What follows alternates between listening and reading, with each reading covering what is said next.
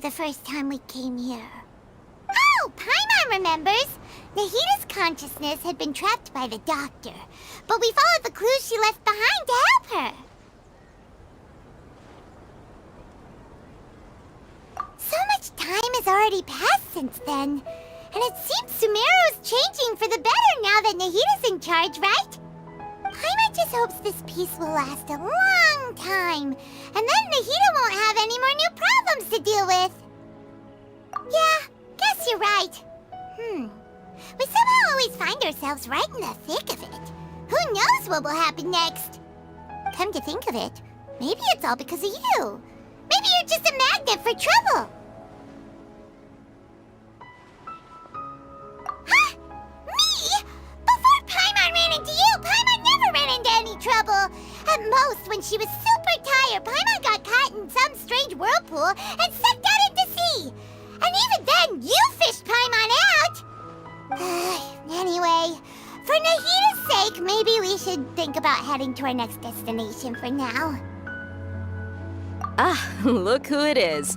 Running into you in a place like this? I can see you two still love wandering around. Oh, it's Dia! Since when are we just wandering around? We're usually taking care of some serious business.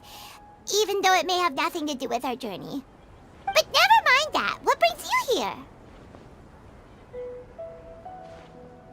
I just finished a commission in the desert for a usual client of mine. Nothing too interesting. Just escorting a shipment of goods. I'm on my way to report back. That's when I saw you two all the way over there, chatting away. What were you two talking about anyway?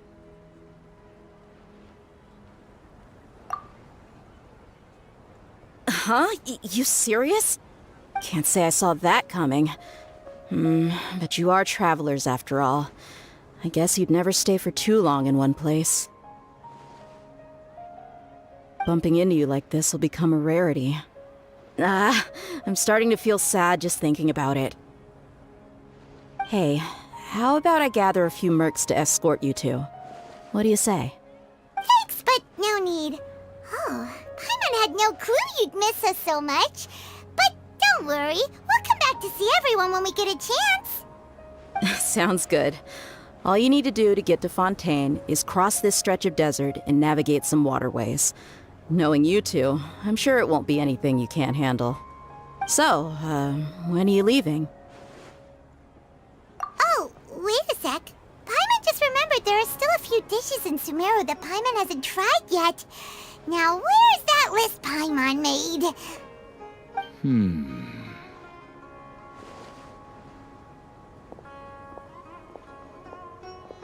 I see. Guess you won't be needing a going-away party or anything. It's sad enough to see you go like this. Though, now that I think about it, Sumeru wouldn't be what it is today without you. Seems true heroes always prefer leaving quietly.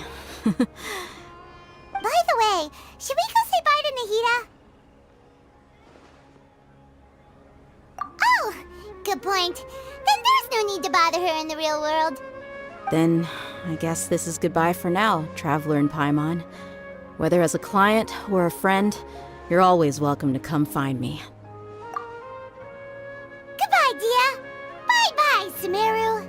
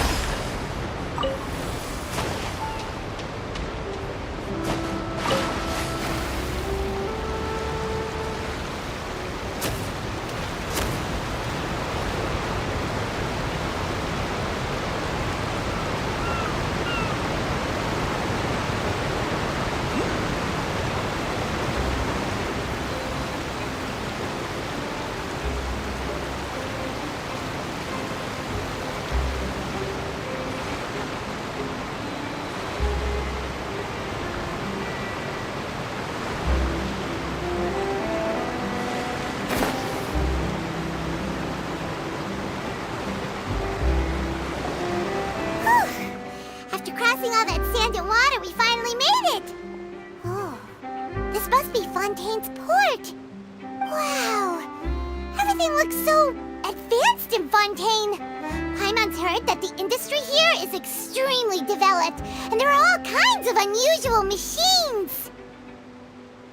Just seeing the sights as a tourist is nice, but maybe it would be better if we found something to do. What do you think? Good idea! Nahida gave us loads of useful information. Seeking out the Seven is probably still our best source for information at this point.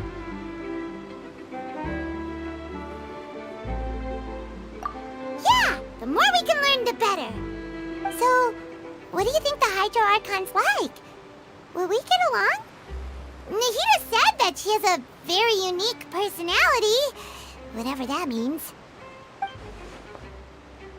To learn about a nation's god, start with the nation's people. There seems to be some locals talking over there. Let's go see if we can join the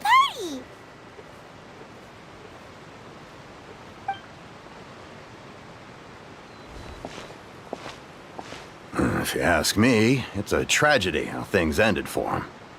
Clearly, he was a pretty decent person. Yeah, I didn't expect that kind of ending for him. I thought he would at least fight on a little longer for his family.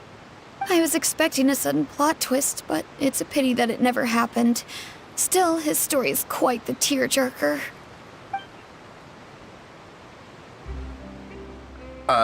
Excuse me. Can I help you too? I couldn't help but notice you standing here listening. Hi. We're travelers new to Fontaine, and we had something we wanted to ask, but you seem to be really busy talking about some kind of play, so we didn't want to interrupt. Play? Oh, no. We're talking about something that really happened. In fact, it's a case that was just heard a few days ago. Really? Like, a real trial? But the way you were talking about it and the words you used just now made it sound like some kind of story. Well, good tales are often based on true stories, aren't they? And what you see in reality may also be someone deliberately putting on an act while harboring ulterior motives. Whether something is true or not simply isn't that important. The main thing is whether the story being acted out on the stage is splendid enough. Oh, but it looks like you're not from around here. You probably don't know that the Fontaine Court of Justice is called the Opera Epiclese, or more commonly known as just the Opera House. But, shouldn't court cases be treated a little more seriously than that? Not to question Fontaine's way of doing things, it's just that putting someone on trial is usually a very serious thing. No worries. Other visitors to Fontaine have wondered the same thing. You could say that we just don't want to waste the moving stories behind those cases. And as for your worries about whether the cases are treated with due reverence, we have the absolutely just and honorable Chief Justice Neuvillette, as well as the Oratrice Mécanique d'Analyse Cardinal, a machine created by the Archon. Between the machine and the Chief Justice, false charges and injustice are a thing of the past now. Oratrice? Is it some kind of machine, too? Oh, Paimon's curious. We should check it out if we get the chance. Wait, Paimon almost forgot to ask you our question. Do you know what we should do if we want to meet the Hydro Archon?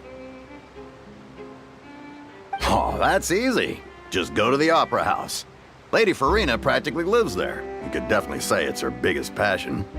Huh. I think what they mean is that they wish to speak with the Archon personally. In that case, I'm afraid it's going to be a tad more difficult. You'll have to make an appointment well in advance, and it'll depend on whether or not she has any time slots available. Huh. Is the Hydro Archon super busy taking care of official stuff? Wait, didn't you say that she's always at the Opera House? No. Lady Farina seldom takes an interest with the nation's affairs. The reason it's difficult to make an appointment is simply because she's incredibly popular. That's right. After all, she is the Archon. Though she may tend to get a little dramatic from time to time, people can't get enough of her. Huh. First time Paimon's ever heard of an Archon being described that way before.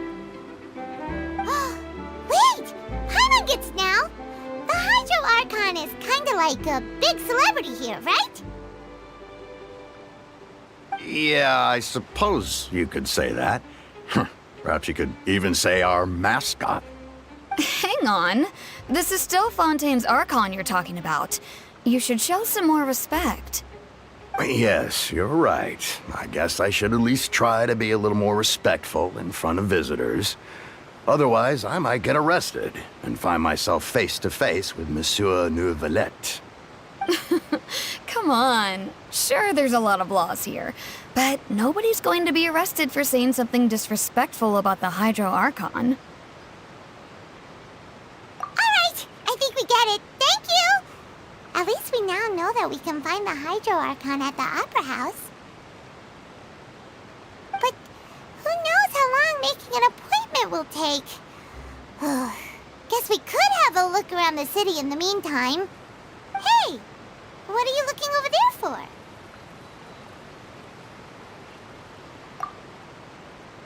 Huh. Maybe something's the matter. She isn't going to jump into the water, is she? Maybe we better go check on her.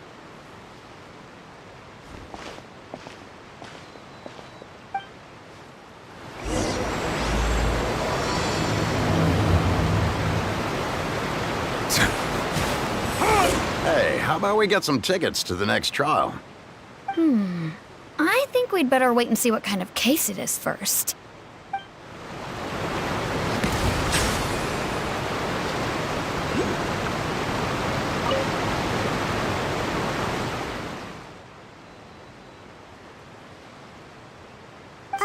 Hello there.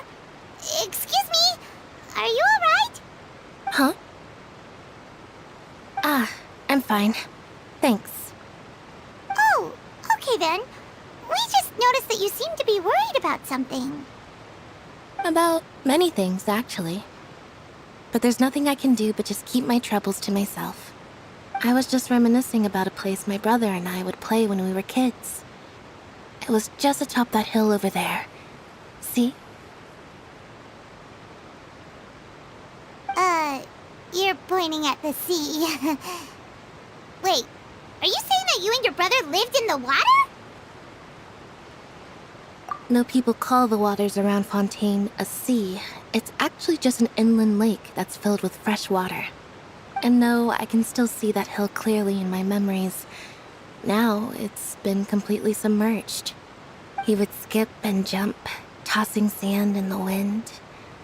The sun shone brightly, and the air was filled with the scent of the sea. But now, the water is gradually swallowing our memories. It won't be long before it swallows us. Sorry. Paimon doesn't really get what you mean. I don't believe we've had the pleasure of meeting. Are you Lynette's new friends? Oh, and you are? Thanks for looking after my sister. She often comes here to reminisce about our childhood, that's all. There's no need for any concern. Allow me to introduce myself. I'm Linny, and this is my sister Lynette. If I had to guess, I'd say you must be travelers from abroad. Nice to meet you. Paimon is Paimon, and this is the Traveler. We just arrived in Fontaine. We were just talking with your sister. Even though we didn't really get what she was saying. I see. It's unusual for Lynette to be so willing to talk with anyone. In fact, she seldom speaks at all. I'm usually the only one she ever talks to. Oh, really? Then you two are just like us. Paimon's always the one talking for some reason.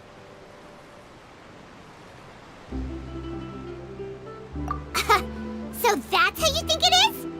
I also think my brother can be too talkative at times. Seems you were right, Paimon. We are quite similar. So, what did Lynette mean just now when she said that the water is engulfing your memories, and that it won't be long before it engulfs you too? Oh, that. It's from a prophecy that's been circulating in Fontaine for some time now.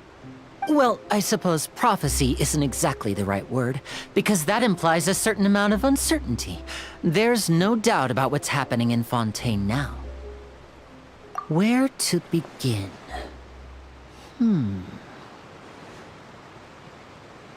Let's put that question on hold for a moment. We still haven't formally greeted each other yet, have we?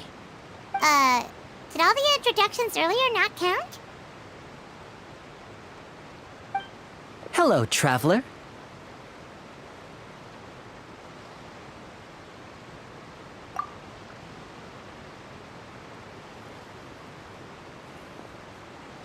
And hello, Paimon. Hey! Why didn't Paimon get a handshake? You're not poking fun at Paimon, are you? Please, don't take offense. Just consider it a sort of etiquette we have here in Fontaine when making new friends. You should remember it. It might prove useful. Oh, all right then. Well, Paimon's just happy to have a local friend now. By the way, we were just getting ready to go to the Opera House to meet the Hydro Archon. Would you be able to show us the way? So you're going to see Lady Farina? No problem at all. In fact, I was planning to go to the Opera House later myself. I'll gladly take you once I finish things here. Please follow me.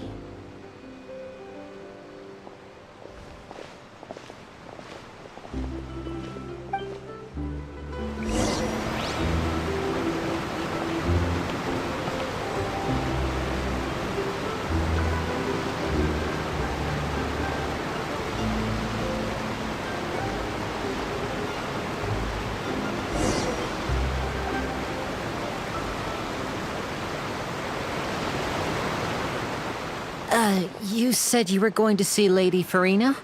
Well, it seems Lady Farina has come to see you.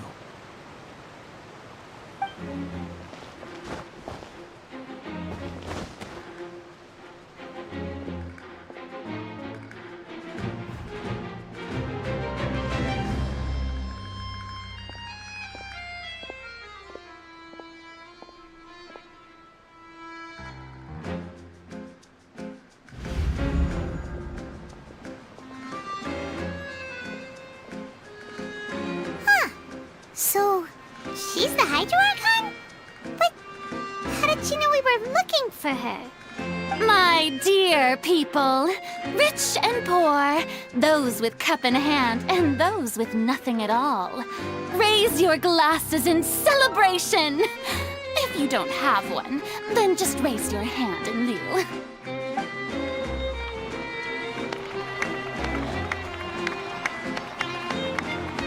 As you can all see, two unfamiliar travelers have arrived in our nation.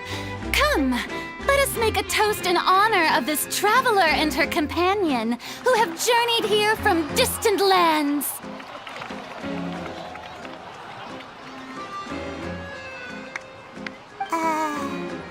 Is she talking about us?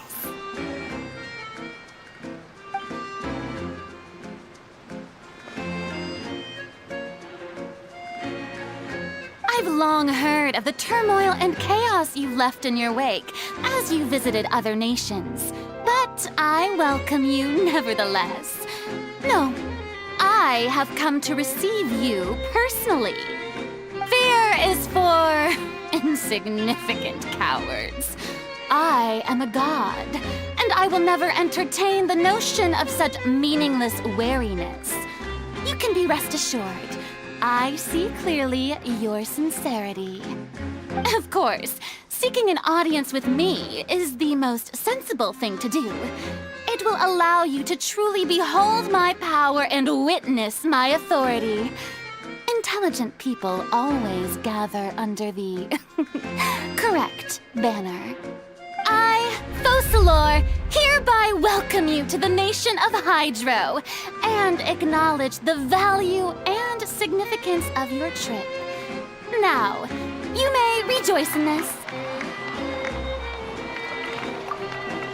Yeah, Paimon still can't believe it. Feels like we've only been here for a few minutes. But the Hydro Archon's entrance was, how should Paimon describe it? a little over the top? Miss Hydro Archon? How did you know we were coming? I see. As Outlanders, you inevitably lack even some of the most basic understanding. Don't forget that even the gods can be divided into the mediocre and the excellent. I suppose it's only natural for you to be awestruck by my abilities. You had best stop and consider. Do you really have the noble qualities and etiquette necessary to communicate with a god? All it takes is a flick of my finger for me to know everything about you. Whoa. Talk about sounding high and mighty. Oh? What's with these looks? Perhaps the welcoming ceremony still isn't enough? What else should I say then? Is she waiting for us to start talking? Wow, I didn't expect to see Lady Farina here. What a surprise! Wait, does this mean they're the legendary blonde traveler? How did I not notice before? Hey, what's all the commotion? Oh, is that Lady Farina? Is there some kind of drama going on? Of course. That's the blonde traveler. The one all those stories are about. Lady Farina came here to personally see her. Oh, I bet this is going to be the duel of the century. Ooh, I've got to see this. I knew Lady Farina would never disappoint.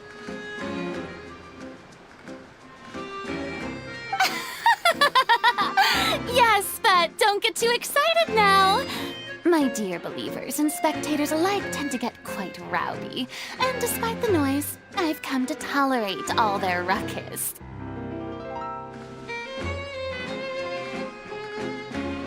You may consider this my reward to all of you. I have determined that there will be an epic duel between myself and this traveler from another land, just as you were hoping to see. Now she wants to fight? Aren't we getting a little ahead of ourselves?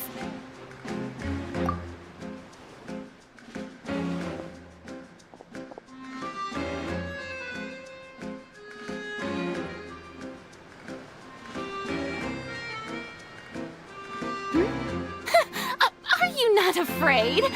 Might I remind you that this is a duel against the divine?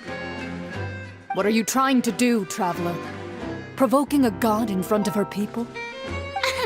Stand down, Clorend.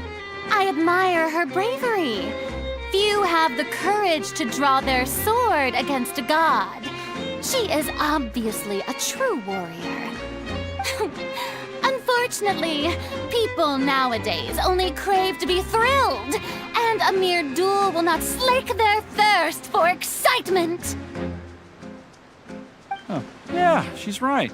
Just a duel wouldn't be all that interesting. On Araneus, criminals are always requesting duels to defend their honor. They're getting a bit old, to tell the truth. You see. Then, as the god of justice, I shall face this traveler in another kind of duel. A duel in court! All right! Now that'll be worth seeing! Right. This is Fontaine, after all. Such a grand opera house, it would be a pity not to use it. Why do you care so much about the crowd's reactions? Seems you've spent a little too much time in the opera house. Besides, how exactly do you plan to have a duel in court?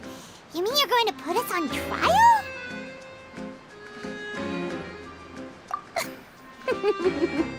Oh, we have reason to put you on trial. It's obvious, isn't it? According to Fontaine law, no one is permitted to release any flying objects within Fontaine city limits during the first 3 days of each month. You are clearly guilty of violating this law, no? Oh, so that's what they've done wrong. That's all Lady Farina.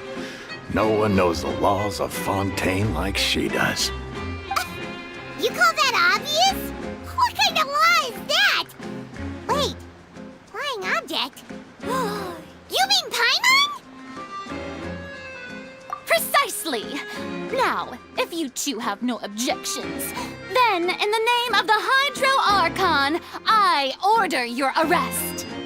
My apologies, Lady Farina. I don't mean to spoil the fun. But if you would allow me to interject, I don't think that Paimon here meets the definition of a flying object. You tell her, Linny! Finally someone who's not crazy. How could anyone call Paimon a flying object? Ah, great magician Linny, my beloved citizen. I'll permit you to object. But how exactly do you plan to prove your claim? As a magician who just rained on your parade, I naturally should shoulder the responsibility of saving the show. So, with such an audience gathered here, allow me to perform a trick for everyone.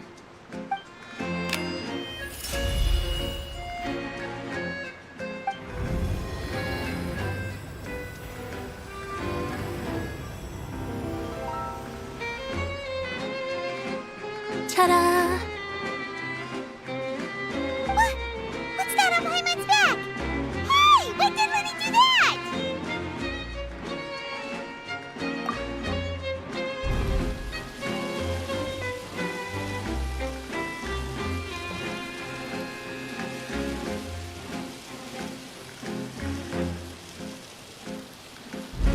There. As you can all clearly see, Paimon should be classified as, well, something like a balloon. This rope has been in the Traveler's hand all along.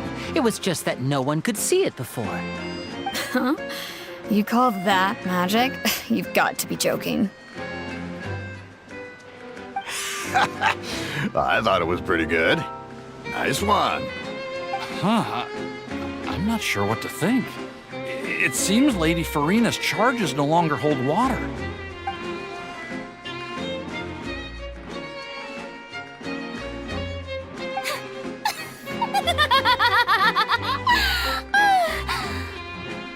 Amusing.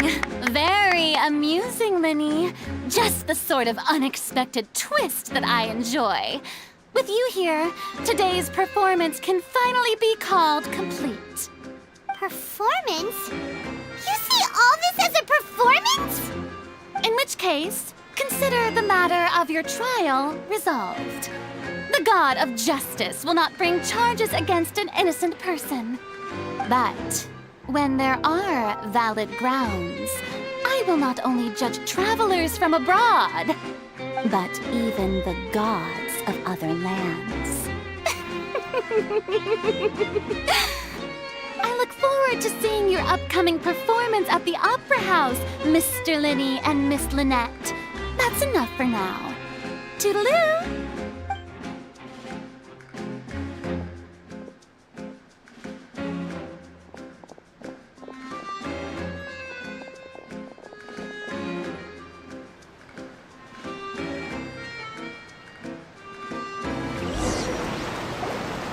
And just like that, she's gone. Well, that's the most unpredictable Archon Paimon's ever seen. We never even had a chance to ask her anything. But that's a problem for future Paimon. That whole scene just now was really...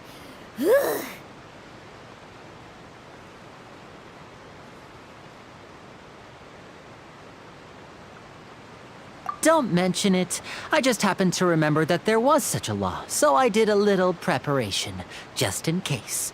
I didn't think it would actually come in handy. So, now do you see what kind of god Lady Farina is? She can be a bit confusing at times, but she is still amenable to reason.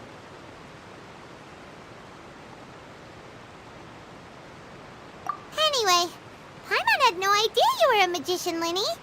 It sounded like you'll be performing at the Opera House, right? I just know a few simple tricks I use to make a living. Lynette is my assistant. It will actually be my first time performing on the most prestigious stage in Fontaine. The Opera House. But isn't the Opera House where criminal trials are held in Fontaine? When there are no public trials being held, the Opera House hosts a variety of other performances. To the people of Fontaine, the line between a trial and a performance can be a little blurred. And speaking of performances, I would be remiss to forego this opportunity gifted by fate. Might I invite the two of you to see my performance? My brother's always excited to make new friends. Oh, sure. We don't really have anything to do now, and we wanted to go to the Opera House anyway.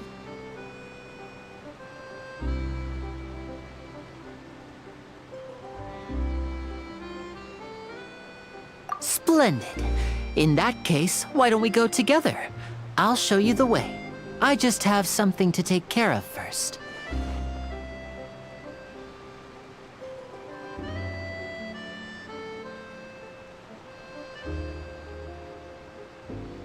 Oh, you really mean it? Then I'll take you up on your offer. This is a magical item known as a magic pocket. Perhaps you can help me distribute them to the people here. Huh? What are they going to use it for? About that... You asked me before about the prophecy, right? Let me start by telling you a little more about what it entails. I'm not sure exactly when it began, but a prophecy has been circulating around Fontaine. It says that every person in Fontaine is born with sin. No matter how the nation of justice holds trial after trial, this sin cannot be absolved.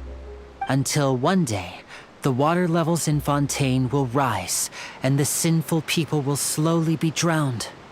In the end, the people will all be dissolved into the waters, and only the Hydro Archon will remain, weeping on her throne. Only then will the sins of the people of Fontaine be washed away. That sounds pretty gloomy. Why are people in Fontaine born with sin? What is that supposed to mean? There are lots of guesses. Some say that the ancestors of Fontaine stole the power of the seas and stirred its wrath. Others say that the people of Fontaine never heeded the first Hydro Archon's warnings and offended Celestia. But here in Fontaine, evidence is what matters. There hasn't been concrete evidence for any of these claims, so they can only be regarded as conjecture. If even the people in Fontaine don't know what sin they committed, wouldn't it be better just to ignore the prophecy completely? Why bother feeling guilty all the time? That's exactly what the people did at first. But in the last few years, the water levels in Fontaine have actually started rising. Many places have already been completely submerged, and now lie beneath the sea. Many people carry on with their lives as before and shrug it off as a natural phenomenon.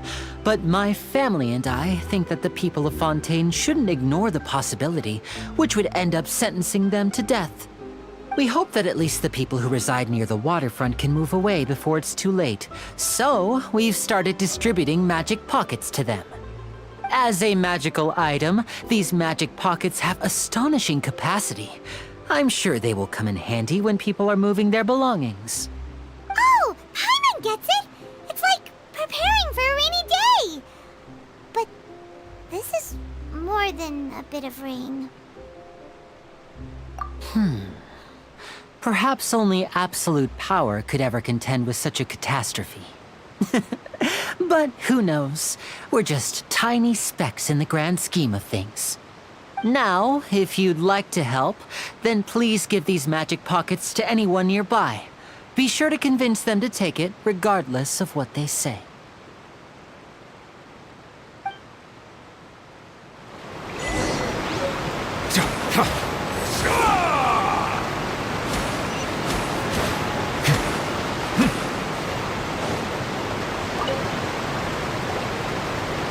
So you're the blonde traveler that everyone's been talking about. My apologies for not recognizing you earlier. Oh, a magic pocket? Seems you really thought of everything. I guess it's better to prepare for the worst and hope for the best. Thanks. Please, also thank the magician on my behalf when you get the chance.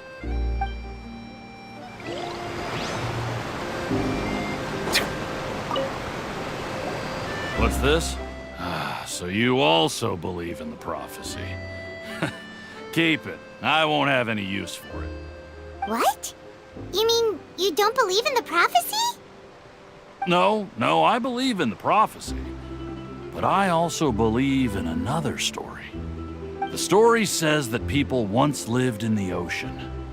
They were one with the ocean and couldn't live apart from it. But as time wore on, people desired to live on land and developed blood vessels, encapsulating the sea within their bodies. Thus could people set foot on land. So, if you ask me, when the water rises and takes us all, it'll be like we're going home. Oh, we hadn't heard that one before. But people can't live underwater. They'll die. You should probably still take it. All right, I'll take it. I guess I just feel that being dissolved into the water doesn't necessarily mean death.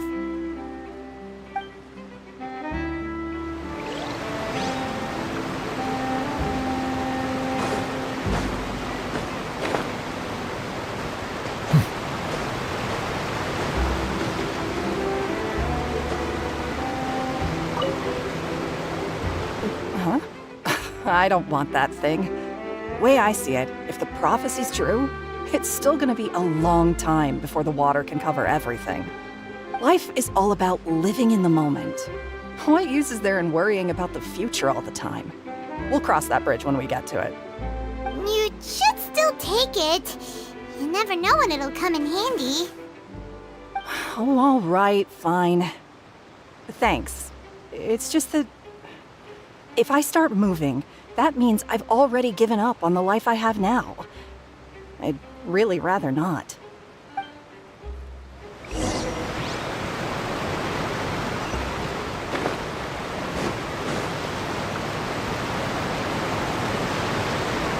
Oh, you already handed out all of the magic pockets? That was fast. So, what did people have to say? I bet you heard some, interesting opinions. Yes, but that will change once disaster strikes. I know they'll change their minds, so it's only right to help them prepare. Is there anything else you need to do before we leave? Yes, one last thing. I have the magic pockets made by a workshop in the court of Fontaine. Since we're out and about, I was thinking about bringing him some more materials. So, you want to collect materials?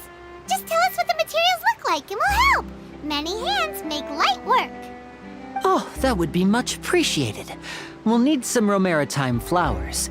I remember seeing them near the waterfront on the east side of the harbor.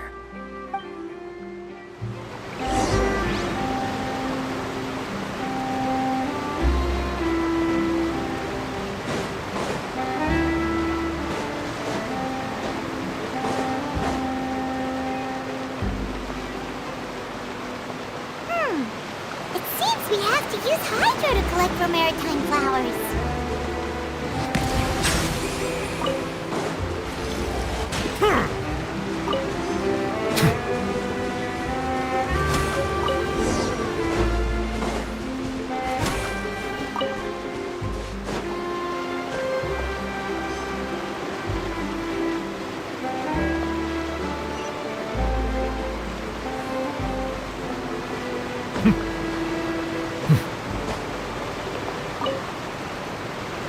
You made quick work of that. I can tell you're an experienced traveler. I've also finished collecting a few here. Maybe next time you'll feel like helping too, Lynette. No way. I'm in power-saving mode today. Otherwise, I fear I may not have any energy left for the performance at the Opera House. Fine. though the performance is still a long way off. Now that we're finished here, we should get ready to head back to the court of Fontaine. So, we're going to the court of Fontaine before we head to the Opera House? Good.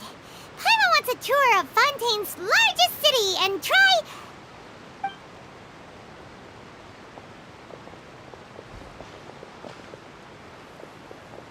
Wait, shh. Have you noticed that person over there? The young girl. Huh? What's wrong with her? Paimon didn't notice anything. She's obviously a thief. Magicians and thieves practice similar methods. We divert attention, and a distracted audience is one that won't discover what you're really doing. Watch her movements carefully.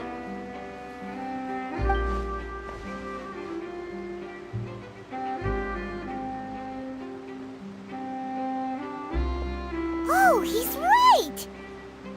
Shh, keep your voice down. We need to think of a way to catch her, but it seems she's very alert. Perhaps we should split up.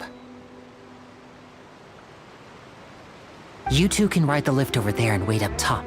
I bet that'll be her escape route if she tries to run. All right, let's go.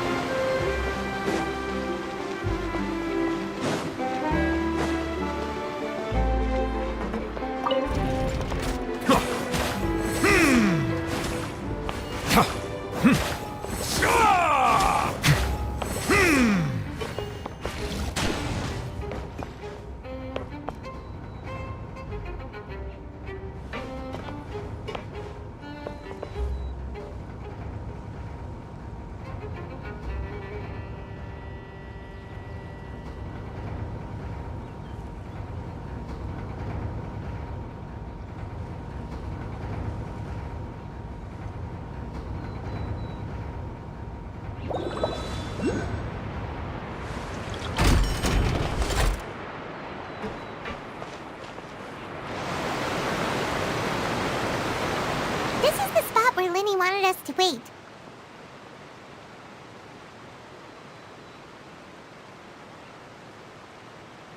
Oh, look! Isn't that her?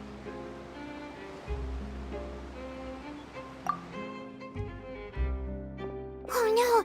Did she notice us? She started running the other direction! What should we do? Should we chase her?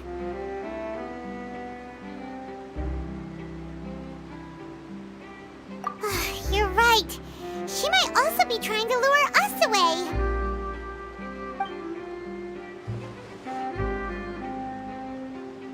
Nothing's happened for a while now. Paimon wonders if Linny caught the thief. Yeah, let's go.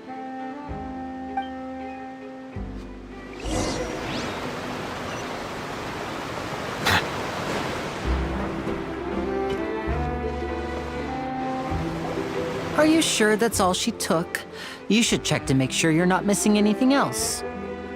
No, that was all. Oh, I can't thank you enough. I didn't notice a thing earlier. Anyway, I should be going now. Thanks again.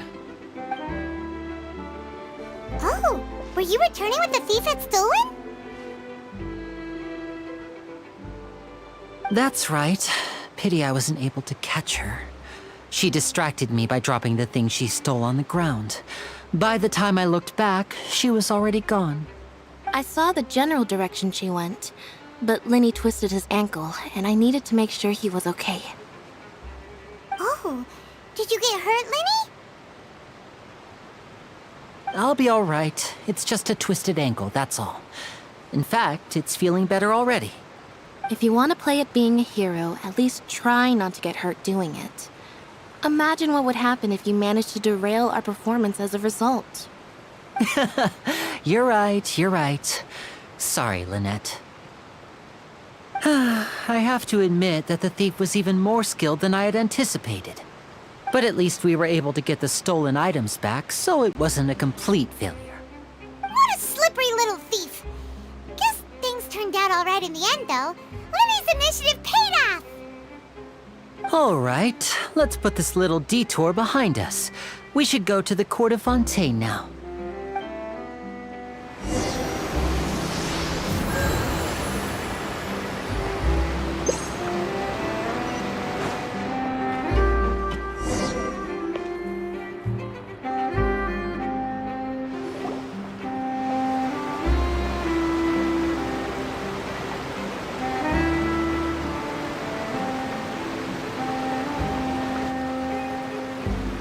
So, we ride this thing to go into the city? What an ingenious way to get around! People in Fontaine really know how to use water! This is an aquabus. It allows people to travel between several key locations around Fontaine. It's pretty convenient, but the ride can become a little dull after a while. The scenery is always the same. That's why it's better to travel with friends. So you mean it's still boring even when I'm riding with you? No, that's not what I meant. It's just that, well, you don't really talk that much. Besides, it doesn't really feel like a real trip when it's just the two of us. It's the same as being at home. Whatever. Guess that's what it's like to be an older brother. It's about time for us to leave. Let's get on board.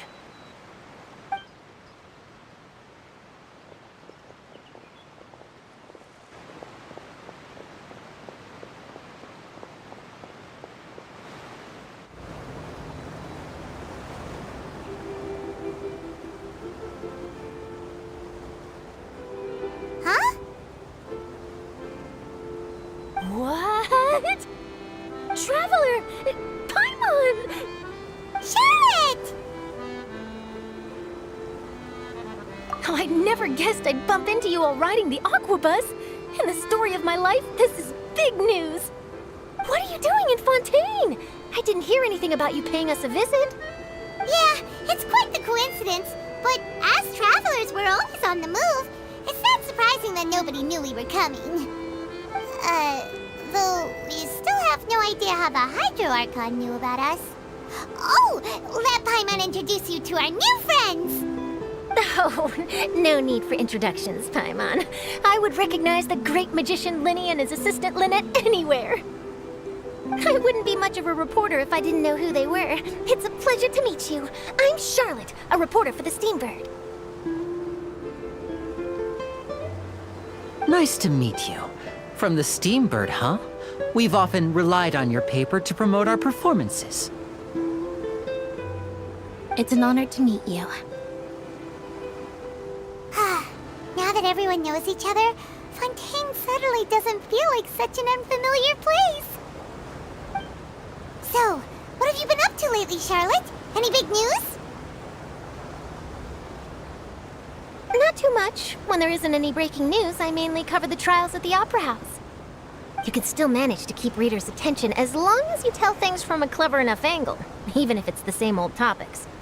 For example, reporting on how a scammer once deceived vulnerable girls into relationships, or how a financial criminal was once so poor that they ate a single piece of bread for 5 days. Ah, you're right. Seems you know me pretty well. What I'm really after is exclusive, sensational news pieces that could shake the country. These smaller stories are a waste of my talents. Oh, I just remembered. I've been following a case lately. Well, a series of cases, actually. You mean the serial disappearances of young women case? That's right! These stories are the talk of the town right now, and it's probably the most mysterious case we've ever seen. If I'm the first with a draft ready to publish when the case is finally cracked, and it's the headline story in the Steambird, oh, when that happens, I bet all the other reporters will shed tears of envy. I've already gathered all kinds of materials. I just can't wait for the truth to be revealed. So, what is the serial disappearances of young women case? You mean the culprit hasn't been found? That's right. The first missing girl case happened almost 20 years ago. And ever since, after a period of time, another girl disappears. What the cases have in common is that the girls are all of a similar age, and that they've all vanished without a trace. But the scariest part is that to this day, none of the girls have ever been found. Many suspects have been arrested over the years in connection with this case, but shortly after each arrest, another disappearance would always happen. Yes, it's possible. But either way, I believe that every case has some precise truth behind it, waiting to be exposed. Yes, I agree. And at the very least, the family of those missing girls deserves some sort of explanation. I just imagined for a second what I would do if Lynette were to suddenly disappear. I'd pay any price to get her back, and then find a way to track down the culprit. Please don't imagine that, Lenny.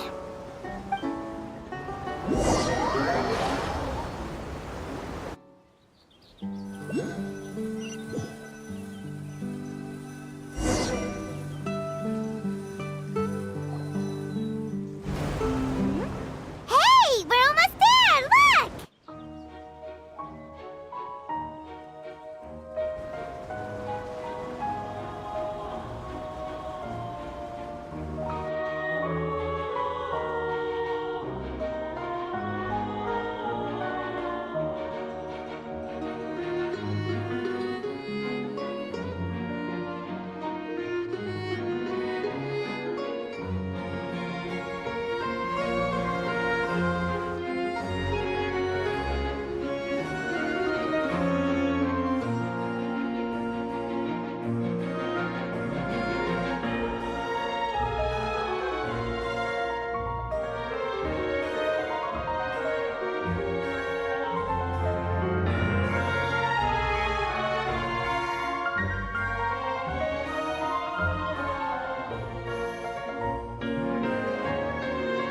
Well, I really enjoyed chatting with you. Life should be full of pleasant little surprises like this. Yeah, us as well. The ride went by too quickly. I have an interview to get to. I should get going before I'm late. Okay, Hyman hopes we can chat again soon, Charlotte. See ya! Bye now. Oh, be sure to stop by and see me at the Steambird when you have time. What a tough job. Always running around and interviewing everyone. Well, where should we go now? If you don't mind, how about we stop by my home first? Besides, I still have all the materials we collected. Sure, we wouldn't mind at all. This city is so huge, Paimon wouldn't know where to start anyway.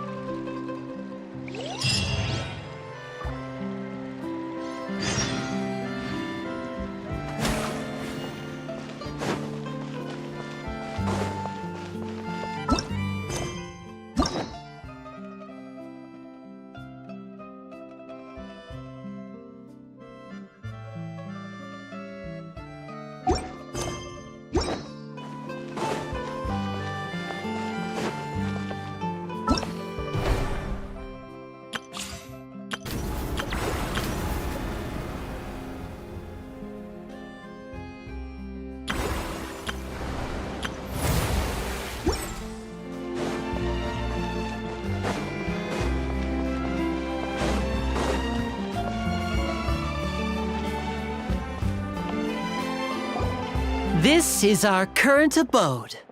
Ah, Fremine, you're home. Where did everyone else go? I have some new friends that I would like to introduce. Oh, they all just went out a moment ago.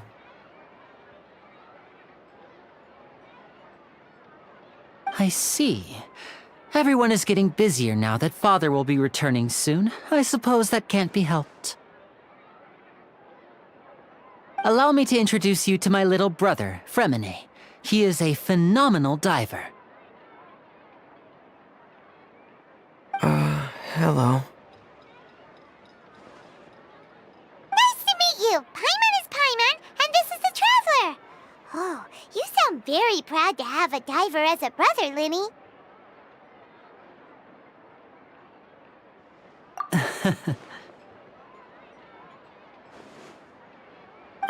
Linny, could you come here for a moment?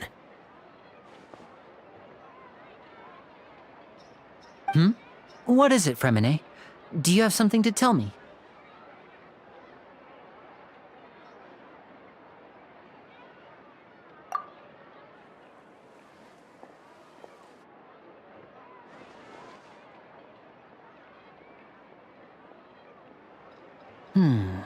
Okay, I see.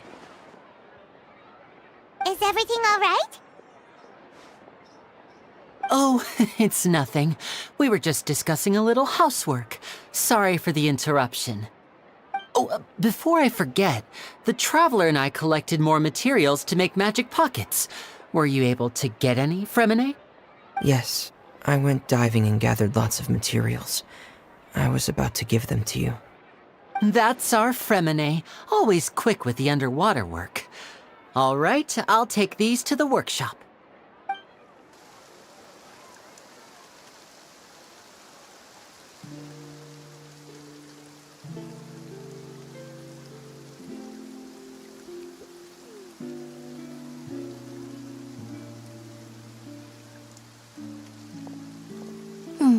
Looks like rain.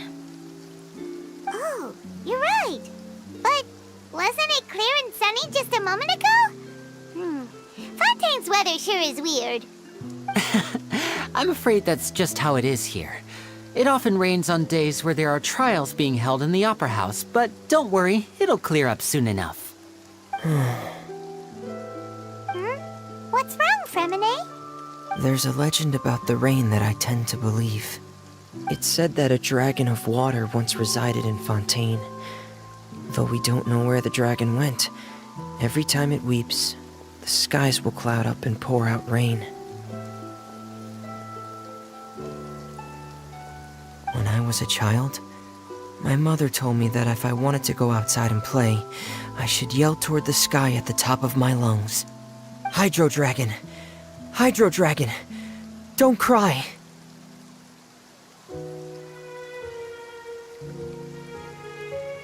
If it's an elemental dragon, then having the power to make it rain wouldn't be very unusual.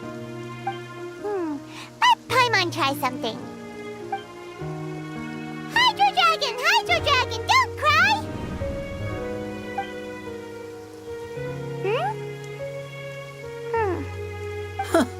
Doesn't seem to be of any use. It is just a legend after all. You know, you might be a more popular magician if you understood the concept of romanticism. Or could at least play along. Sorry. It might be because we've never met the Hydro Dragon. Perhaps it can't be comforted by the words of strangers.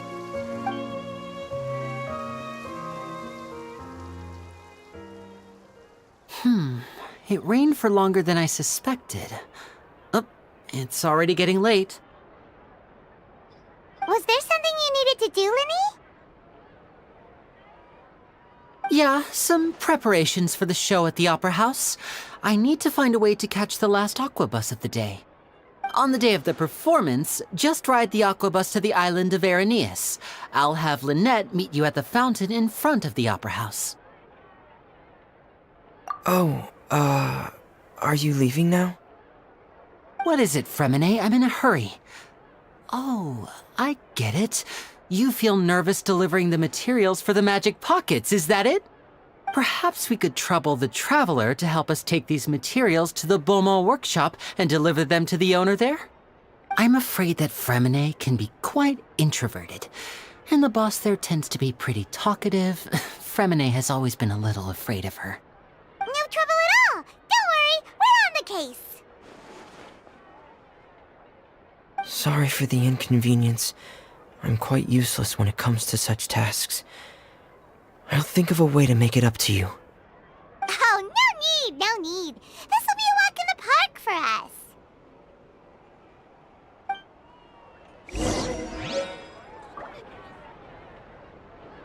Thanks again, you two. I really can't deal with that lady.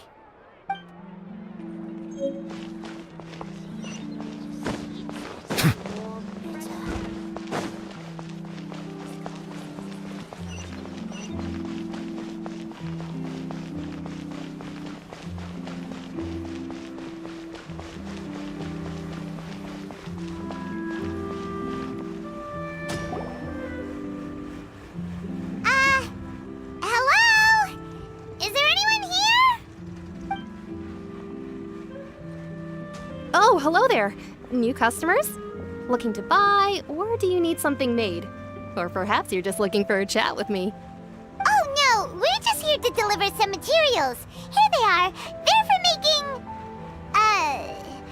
what were they called again? Ah, these must be for magic pockets. I could tell right away. I've already made several orders worth now. No need. They've already prepaid several batches worth.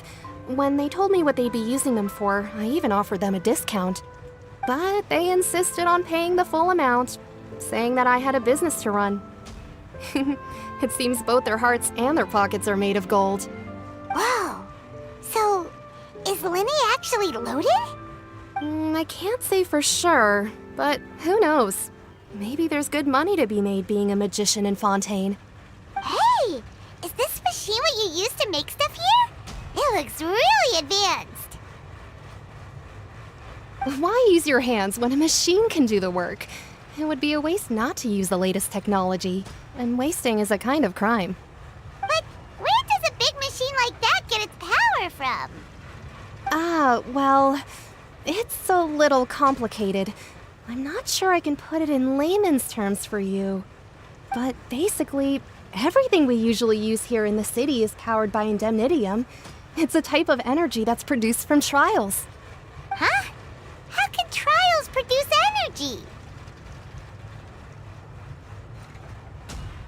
Well, I'm not completely sure of all the details myself, but basically, when a trial is in session, the Oratrice Mécanique d'Analyse Cardinale harvests people's belief in justice and converts it into energy to be used all around Fontaine. So that's what its other function is? Paimon heard that the Oratrice was created by the Archon to make judgments. But Paimon still doesn't get it.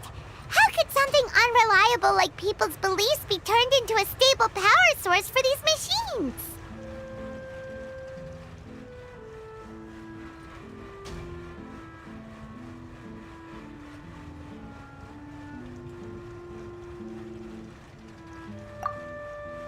Oh, yeah! So that means the Hydro Archon relies on the machine to take the energy created by belief and turn it into power for all of Fontaine, right? Even though I've never heard anyone really put it that way before, it sounds like it makes sense. Besides indemnitium, we have another type of energy called pneumosia. It isn't produced by the power of the Archon, but it is unstable by nature.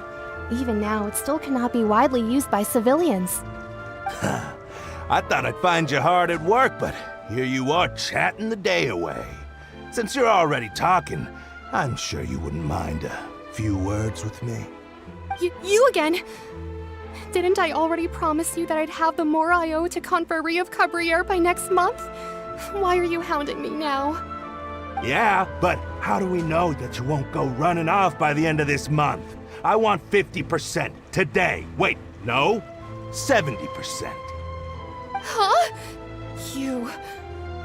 Seems business isn't so great for the workshop. We've already finished our job and delivered the materials. Maybe now's a good time to leave? Hey, hold on! Before you go around trying to collect payments, why don't you settle your own debts first? If Confrérie of Cabriere wants to poach clients from Northland Bank, that's fine. But I'm afraid you still owe the bank a hefty sum of mora. So why don't we work things out between us first, before you get back to your little conversation here? You're from Northland Bank. But we said we'll pay everything we owe next month. Why are you hounding me now? Traveler, Paimon! I didn't think I'd run into you here in Fontaine. What are the chances? We're surprised to see you too! What are you doing here in Fontaine? You didn't want to stay in Snezhnaya? Long story short, I've already been in Fontaine for some time now, and honestly, things have been pretty boring. But it seems that fate brought our paths together today. Not only will I have some good friends here now, but ones who always seem to find trouble. Either way you look at it, it seems things are going to get a lot more interesting now. Pretty sure we'd want to avoid anything that you'd find interesting. Besides, our trip here has gone pretty well so far. Right, Traveler? Hey, you, Northland Bank boy. Aren't you forgetting something? Don't interrupt. It's not often I run into the Traveler like this. Why don't you wait for me over there for a while? You kidding? Aren't you the one looking for us? You really expect us to sit and twiddle our thumbs while you catch up with your friends? Listen to me, boy. If you want your Mora, fine. Why don't you come and take it? Hey, I just said not to interrupt. Oh, by the way, Traveler, the last time I took Tonya and Tusser ice fishing, Tusser said, Hey! That's way over the line! All right, boys, let's see who has to pay up now!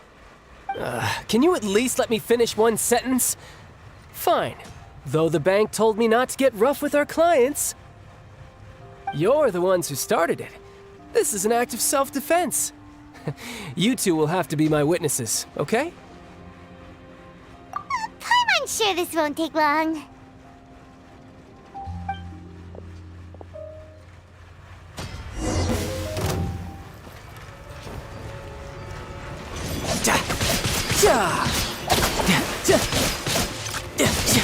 No time. Brace yourself. This is gonna hurt.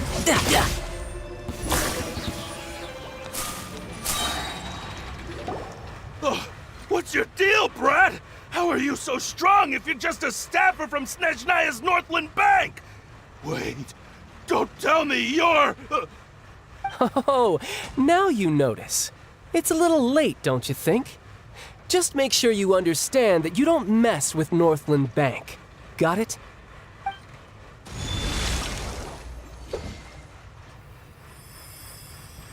Huh? Now's my chance!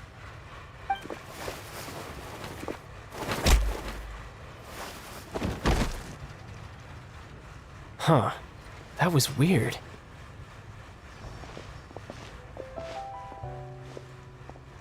I'm not sure. It's as if I suddenly lost control of my hydro powers when I needed them. Maybe there's something wrong with my vision? Strange. How could that happen? First time Paimon's ever heard of someone losing control of their vision. Never mind. It doesn't matter. If I want to stay sharp, I shouldn't be relying too much on my vision anyway. Besides, I always have my delusion in case I need it. So what are you doing in Fontaine, child? And don't say it's work for Northland Bank. Well, I guess it's because I've been in a bad mood lately. Huh? What kind of reason is that? Wait, since when do you feel down about anything? I don't know. Maybe I still have a lot to learn about myself. But recently, there seems to be some sort of restless power stirring inside of me. And I don't know why, but every now and then I feel like I'm in a terrible mood. Maybe you losing control of your vision just now is connected with that power you're feeling inside. That is a possibility.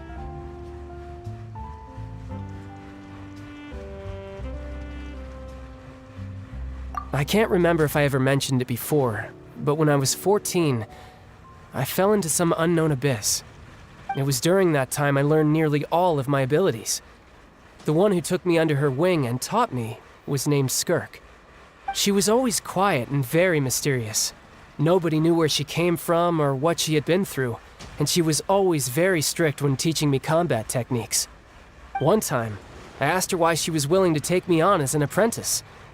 From what I could make of her answer, it was Because I had awakened it, and traces of it remained on me, she said that all my combat training would be useful in the future. But what is it? What did you awaken? She never explained that, but my guess is that it's related to a dream I saw when I had just fallen into that abyss. In my dream, I was in the deepest depths of the sea, and the boundless seabed was all around me. But in front of me appeared a whale that was so massive, I felt like I couldn't breathe. A whale? Oh, that sounds familiar! When we fought against you before, you summoned a huge whale that seemed to leap at us. Is that the one?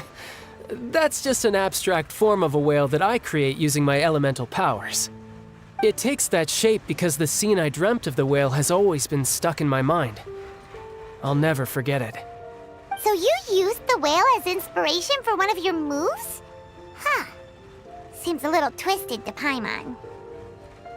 So why don't you just go ask your master? Maybe she knows the answer. You make it sound so easy. Ever since the incident I experienced there, I've never stopped searching for Master Skirk and that unknown abyss. But it's been years now, and I've still found nothing. There isn't even a trace of the place where I remember falling into the abyss. Oh, it sounds like some kind of ghost story. Yeah, I'm out of leads at this point, but there's nothing more I can do. It seems that strange encounters in this world tend to be elusive like that. Oh, seems the time really flies when I'm talking with you.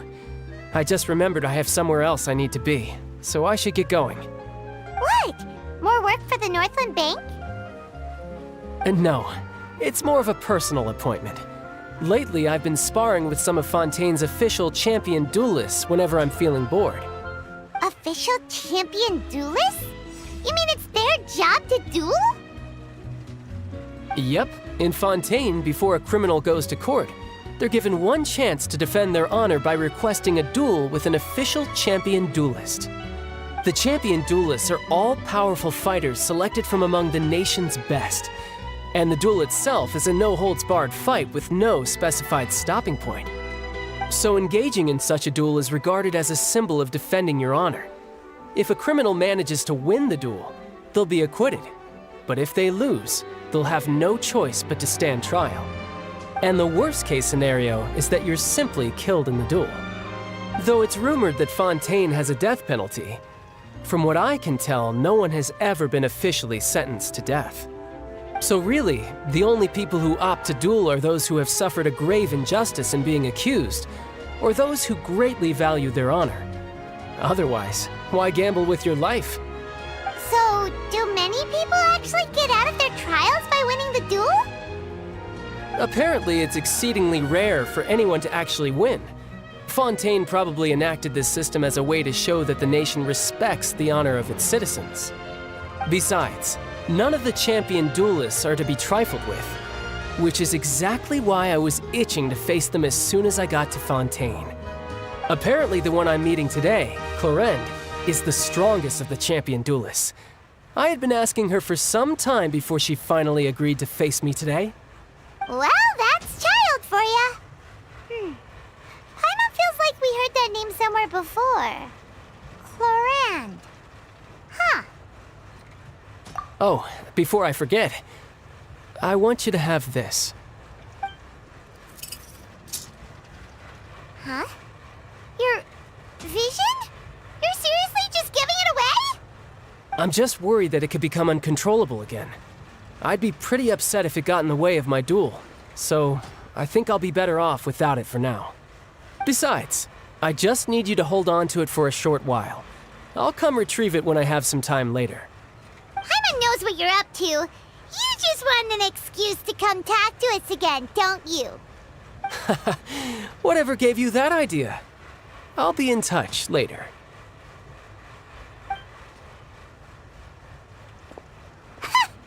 That sneaky guy. He said he's been feeling down lately, but he seemed the same as ever to Paimon. Well, since we don't have much to do for now, we might as well walk around and see the city before Lenny's performance.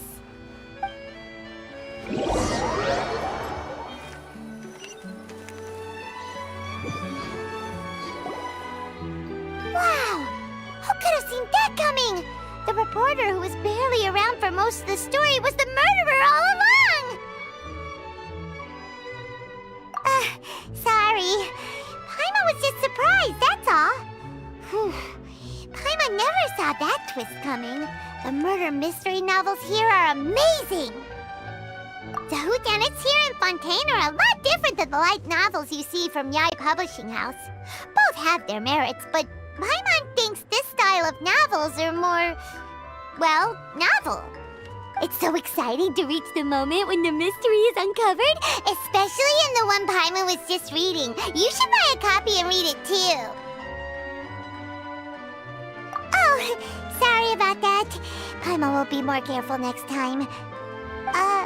Hey, shouldn't we be heading to the Opera House to see Linny's performance soon? It's almost time for the show to start, so we should get going. Linny said that the Opera House is on Aranias, so let's go ride the Aquabus!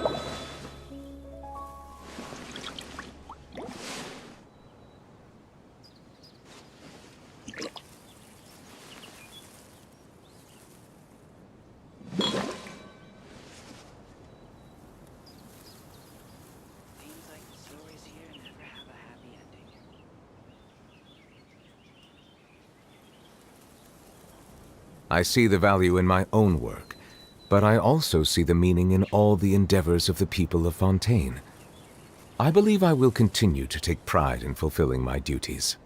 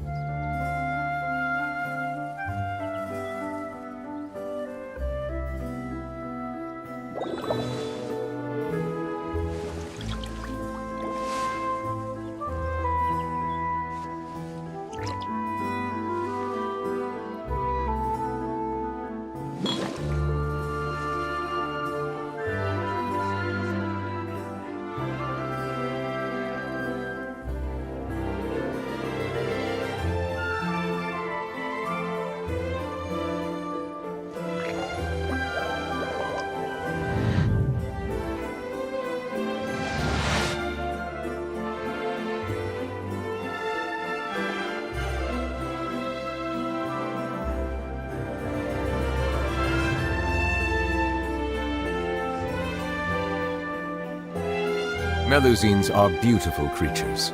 They are the pride of Fontaine. Be sure to befriend them and cause them no harm.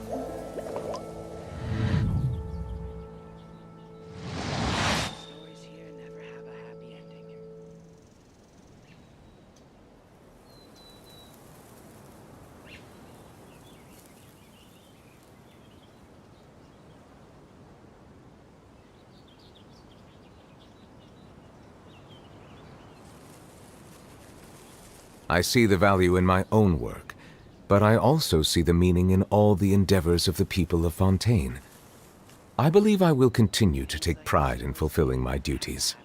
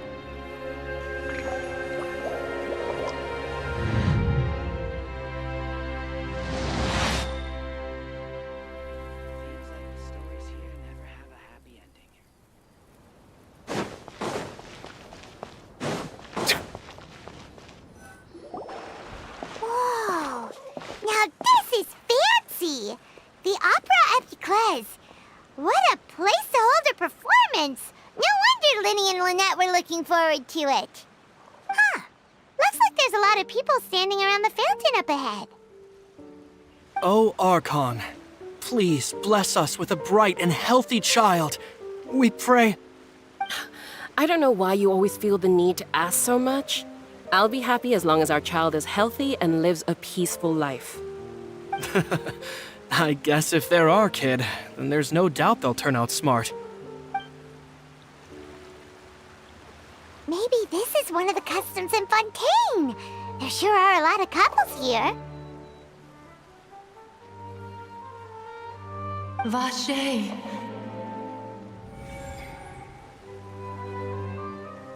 What's wrong? Vache. Vache. No, Paimon didn't say anything. Are you hearing things? Welcome to the Fountain of Lucine. All the water flowing through Fontaine converges here. It's customary for newlyweds to come here and wish for children.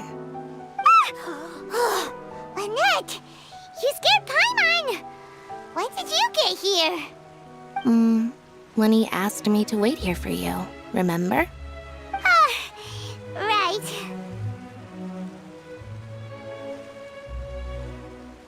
What do you mean? There are a lot of people here right now. Hey, you're not trying to scare Paimon, are you? Besides, it's the middle of the day. It's not the time for eerie things. I see. I might be able to tell you something that could help explain the voice you heard. In fact, you might not be imagining things at all. I suspect that what you heard is a result of your hypersensitivity to the hydro element. Others in my family have had similar experiences. It's because of her sensitivity to the hydro element? But what would hearing a voice have to do with elemental power? When do you cry, Paimon? Wait, what? What does that have to do with anything? Just answer me. When do you cry?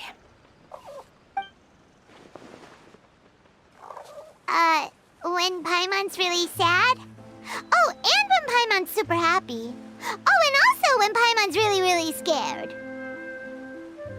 Then you should understand that tears contain your most intense emotions.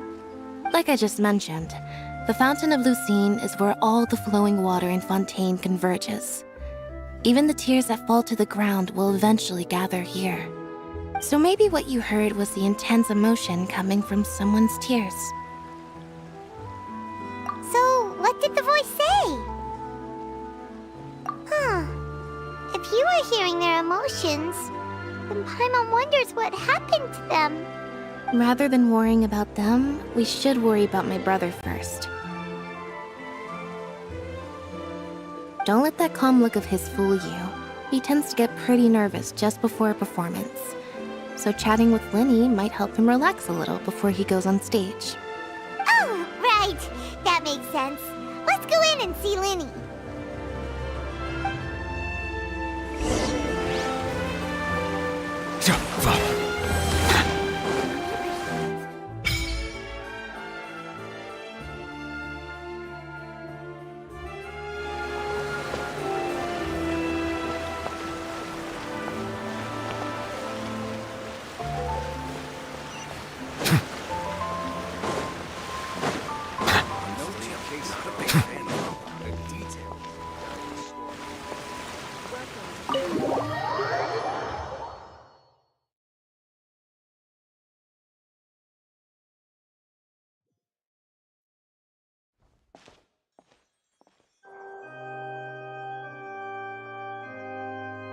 Traveler and Paimon, good to see you. I knew you two would come. Are you kidding? We wouldn't miss it for the world. We've been looking forward to it. I can tell, judging by how early you've arrived. But you're actually right on time. The audience still hasn't started entering the venue yet, which means now is the perfect chance for us to take you to the best seats in the house. Wait just a moment. I'll fetch the tickets.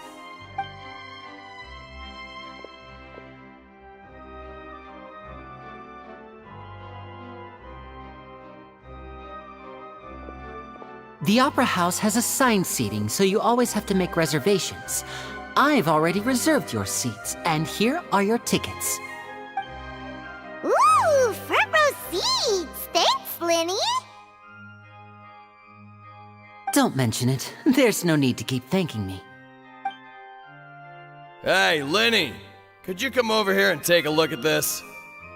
Oh, I'll be right there. Seems there's an issue with the stage props over there. That's Cal, my assistant, calling me. I'll go lend him a hand. Yeah, we'll just go to our seats. You go ahead, Linny.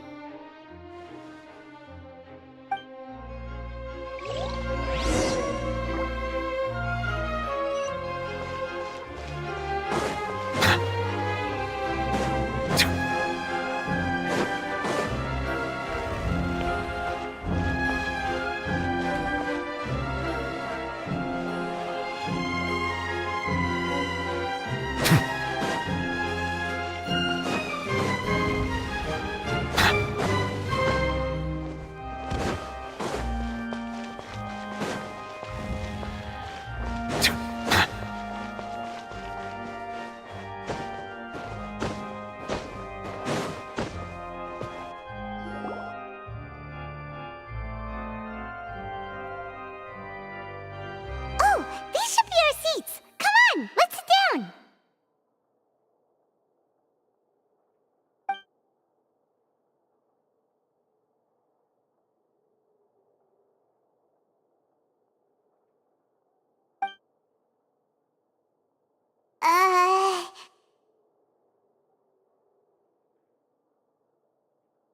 Uh...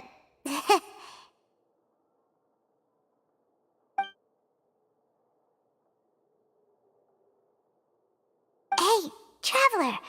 Maybe we should strike up a conversation with the person next to us. Since we're sitting together and the rest of the place is practically empty still, it's kinda awkward if we don't say anything. Ah, you little... Of course you put this on Paimon! Excuse me, I did not realize you felt awkward. I am terribly sorry. I would be perfectly happy to chat with you if that is what you would like.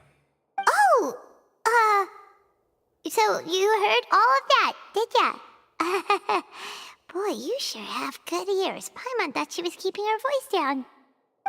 Wait, that's not it, Paimon's... Sorry, Paimon's the one who was being rude, talking under her breath like that. So, let's talk, but, what should we talk about? Oh, Paimon's got it. You're also here early and sitting in the front. Are you a friend of Linny's too? A friend, you say? Well, if Mr. Linny would like to be my friend, I would be more than happy to reciprocate. Oh, so you're not friends with Linny then? Oh, this is getting more awkward by the second. Paimon nearly forgot to make her introduction. Nice to meet you. Paimon is Paimon, and this is the Traveler. We just arrived in Fontaine. It is an honor to meet you two. I have heard of your deeds across Tevat. And as required by proper etiquette, I will also introduce myself. I am... Oh, Monsieur Nervillet! What an honor it is to have you here to see my show! Ah, Mr. Linny. I should say it is in fact an honor for me to see your performance in person. Wait, Nervillet? Could he be... I saw you all chatting just now, but it seems you still don't know who Monsieur Nervillet is. Allow me to introduce you to Fontaine's Chief Justice. That seat is always reserved for him. It wouldn't be too much to say that he's the symbol of justice and honesty here in Fontaine. Ooh, sorry for being so rude just now. Paimon had no idea you were such an important person. No offense taken. Being Chief Justice is merely what I do for work. Nearly every person has their usual reserved seat, so I'm not so special, really. And by the way, I should probably let you know, even though I would prefer not to, There's someone sitting up there in the VIP seats that has been striking a pose for quite a while now. I believe she is trying to give you a most elegant and impressive first impression. So I think you should take notice of her sooner rather than later, otherwise she may become flustered.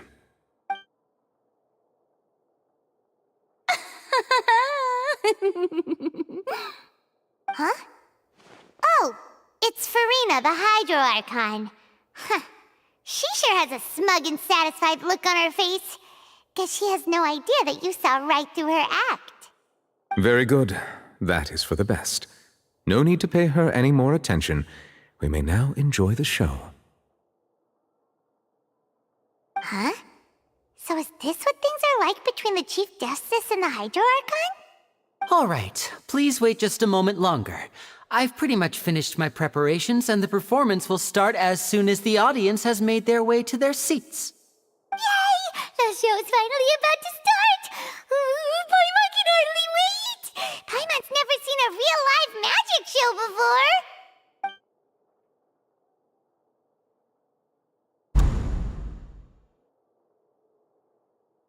Oh! They're dimming the lights! The show must be starting!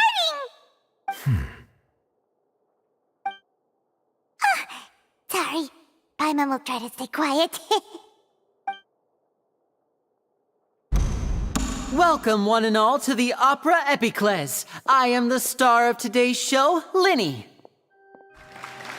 And over here is my sister, Lynette, who will be working as my wonderful assistant. Please, let's give her a warm welcome. Hello, everyone.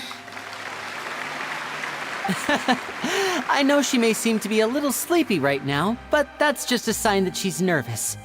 Whatever. Now, some of you may be thinking, two vision holders who can freely manipulate elemental powers performing magic is not true magic at all. So, I would like to take a moment to assure you that elemental powers will have nothing to do with what you will witness on the stage today.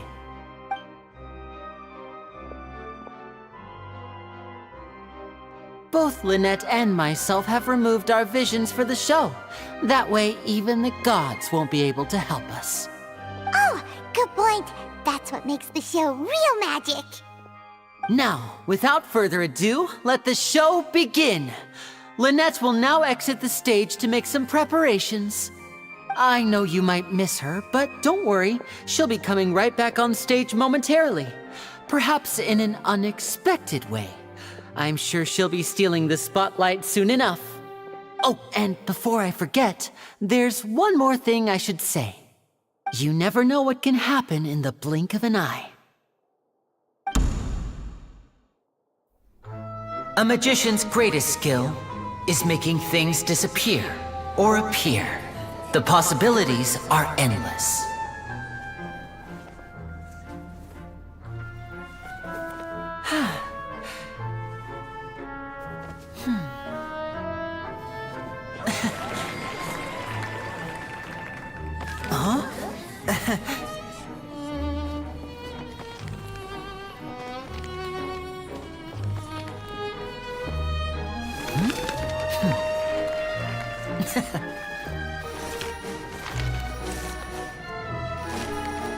But this isn't what you came for. These little tricks, you've seen them all before.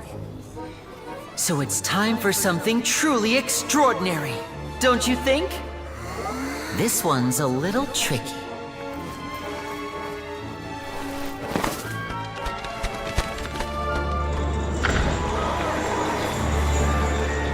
Using this water tank, I shall make my sister vanish completely, right before your very eyes.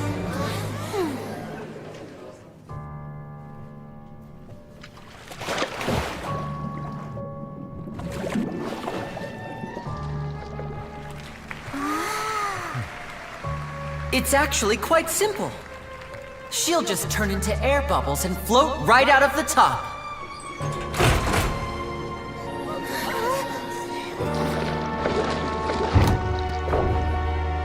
Oh no! I told them to check all the props carefully. With the lid on, even air can't escape. An amateur magician would be getting very nervous right around now. Luckily, it's me on stage, so let me show you what a true virtuoso can do.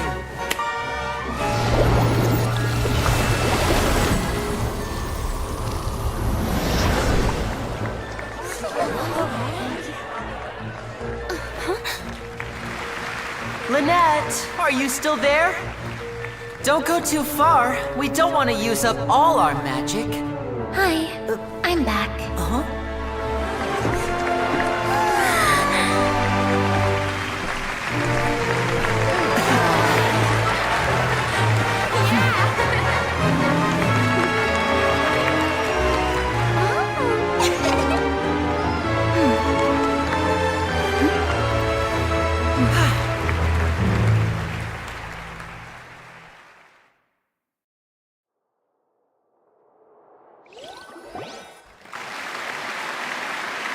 Whoa!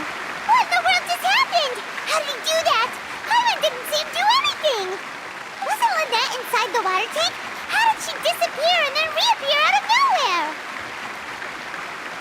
If we could see easily through his tricks, then that would mean that his skills are still lacking. To appreciate magic, you should focus on the show happening on stage, rather than getting caught up in trying to see that which has been intentionally hidden. Guess you're right. Hyman couldn't believe her eyes when Lynette reappeared. Amazing! Thank you everyone. I'm glad you enjoyed that performance. But our magical journey has only just begun. I've prepared even more astonishing surprises for everyone here. The magic of transformation and disappearance can go far beyond what you've just seen. I'm sure many of you are thinking that escaping the water tank was impressive enough, but Lynette is still my assistant after all. In which case, I have ample time to make all necessary preparations. So, for my next trick, I will require the participation of one lucky audience member. Please, if my assistants could bring out the magical boxes now. There are 2 boxes and only 2 boxes. One is here, and one is there in the aisle among the audience. I'm sure many of our clever audience members have already guessed our next magic trick. A swap! Our lucky audience member and I will each enter a magic box. After 1 minute, we will each emerge from the opposite box. Now please, everyone pay very close attention to the box you see here. Don't give me any chance to make a move. Wow! How's he gonna do this? Hey, do you think this is all magic tricks, or does Lenny have actual superpowers? The lucky audience member will be generated by this random number selector. It selects numbers entirely at random. Even I don't know who will be chosen to participate. Now then, let's begin. Let me see. Oh, row 7, seat 3. Congratulations! You now have the chance to experience magic firsthand for an entire minute. Please, come forward. My assistant will take you beside the magic box.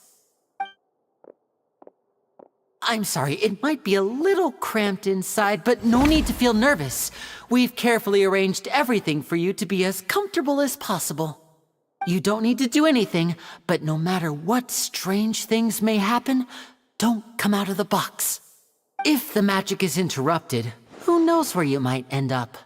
You might even find yourself in the Fortress of Meropide. Oh, okay. All right. Before I enter the magic box, there is one more thing I need to ask the audience to do. Could you all give me a countdown? Like this. 60, 59, 58. Just keep counting down. You can go a little faster or slower if you like. I won't be able to see anything in the pitch black box, so I'll be relying on your voices to know when time is up. Oh, and no tricks now. If you quickly count from 60 in just 30 seconds, then I'll be in a tough spot. to count faster after hearing him say that! No, that won't do. I can see it in your eyes. You still can't be trusted. Let's practice together. Come on, repeat after me. 60, 59, 58. 60, 59, 58! That's right, perfect. Keep it going. All right, I'll see you all on the other side once you've finished counting.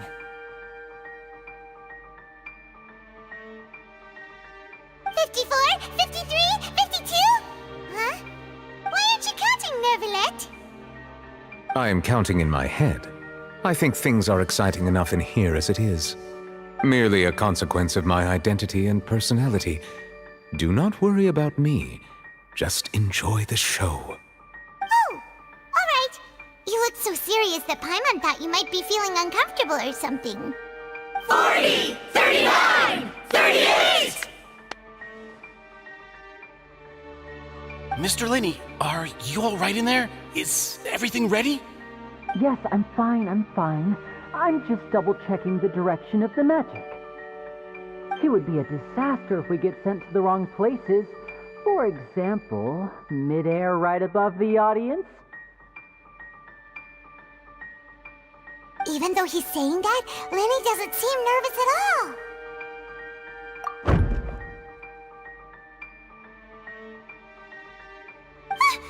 What was that noise? Did you hear it too? Not sure. Anyway, it doesn't seem like anyone's worried about it. 25! 24! 23! What's wrong, Mr. Linney? I can still hear you moving in there. I seem to have accidentally knocked over a decoration. I'm trying to fix it, but it's pitch black in here. I can't tell left from right. Never mind the decorations. There's no time for that. The show is what's important. No, that's unacceptable. I want my show to be perfect. Don't worry, we still have 20 seconds. Hear them counting? 19! 18! 17! It seems things aren't quite going as planned. I apologize, everyone. It feels like you're all starting to count faster, but that's all right. I know it can be tiring to do such a long countdown. 10 seconds and change is still plenty of time. 10! Almost there now. 8! Swapping two people is harder work than you might think. Even a master magician like me can't guarantee I'll get it right the first time. Hey, wait! Is this the back one? I can't tell. They both look the same inside. Huh? No, that's not it. I'll try again. 7! Hey, slow down! Honestly! 5! 4! 3! Whoops! That doesn't count! 0!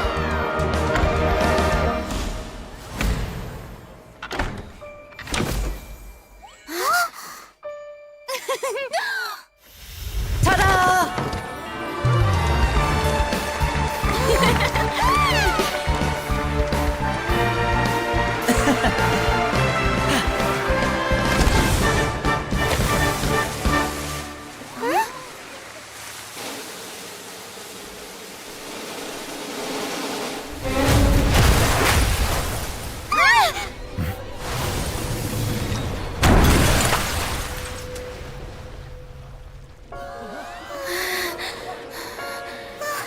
What happened?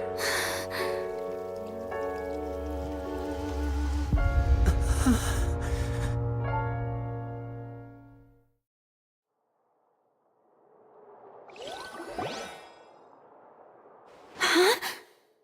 Is this part of the show? Mr. Linney, you're going to use magic to fix the stage now, right? What happened? Oh no. Maybe this isn't part of the show.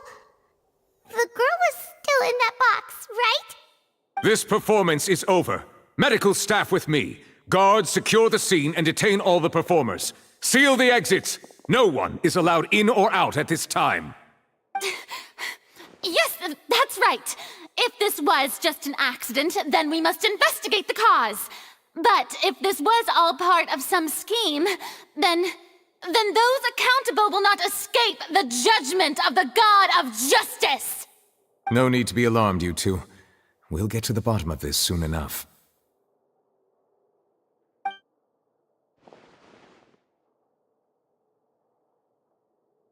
Unfortunately, the person who is in the magic box has been pronounced dead. His name was Cowell, one of the assistants in Linny's magic troupe. Apparently, the fireworks on stage ignited the ropes that were suspending the water tank, which then caused the tank to fall onto the stage.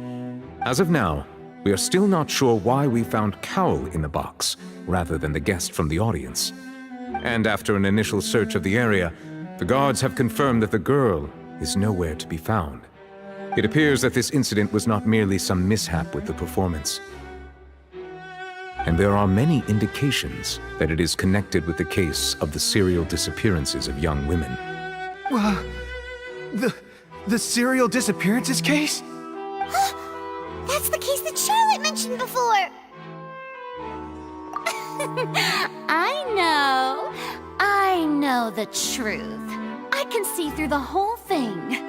Really, using such a shallow and obvious mystery as his finale, did he really underestimate us that badly? I say that our powerful magician, Mr. Linney, is now the prime suspect for the serial disappearances case. Huh? Why me? This whole thing was an accident. Oh, this all occurred during your magic show, did it not? The missing girl disappeared after being chosen, did she not? The deceased is one of your assistants, is he not? Now that I think about it, that whole speech about magicians making things disappear was nothing more than a provocation, a bald-faced challenge. That can't be right! How can Linny do this? He was in the box on the stage the entire time! We can even hear his voice! Besides, before the show, he told us they would like to catch the criminal behind the disappearances! He couldn't possibly mean catching himself! Save discussion for a later time, please. Lady Farina, may I assume that your comments just now constitute an accusation against Mr. Linney and his associates, and that you are pressing charges? Huh? I just think that I think it might be a little early to talk about formally pressing charges. But what Lady Farina said just now makes perfect sense. Looks like she's gonna personally deliver justice. A kidnapping and murder carried out under the cover of a magic show. Lady Farina said it all. Of course, my dear people. But what excites me even more than the obvious truth before our eyes is the opponent I'll be facing. That's right. I mean you, Traveler. You'll support Linny, won't you? After all, he was the one who helped you the first time we met. Then there's no problem at all. You know, the Traveler and I already had a duel the first time we met. But with Linny's help, our little duel ended in a draw. But draws really are the most boring possible outcome. So, no more draws. Between the two of us, there must be a clear winner and loser. And what better place to hold such a riveting showdown and decide the true victor than here, on the grandest of stages, the Opera Epiclese. Huh? It wasn't a draw.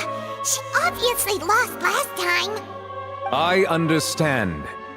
Charges have now been pressed, and as such, a trial is in order. Well, Traveler, seems Lady Farina has set you in her sights. But putting her dramatic rhetoric aside for a moment, I would like to ask you, are you willing to act as Mr. Linney's attorney and defend him in this case? Very well. The trial will be held a day from now in the Opera House. Both sides may investigate the scene to build their cases and search for the truth.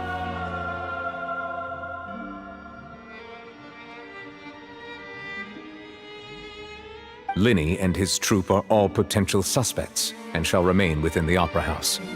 The audience may begin to leave in an orderly fashion once they have been cleared by the guards. A day isn't that long. Let's see what kind of case this big-shot outlander can build in such a short amount of time. I'm really quite looking forward to hearing it.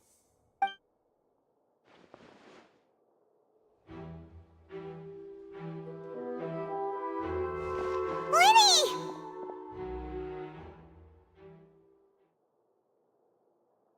Sorry about everything that happened just now. Were you frightened? Of course!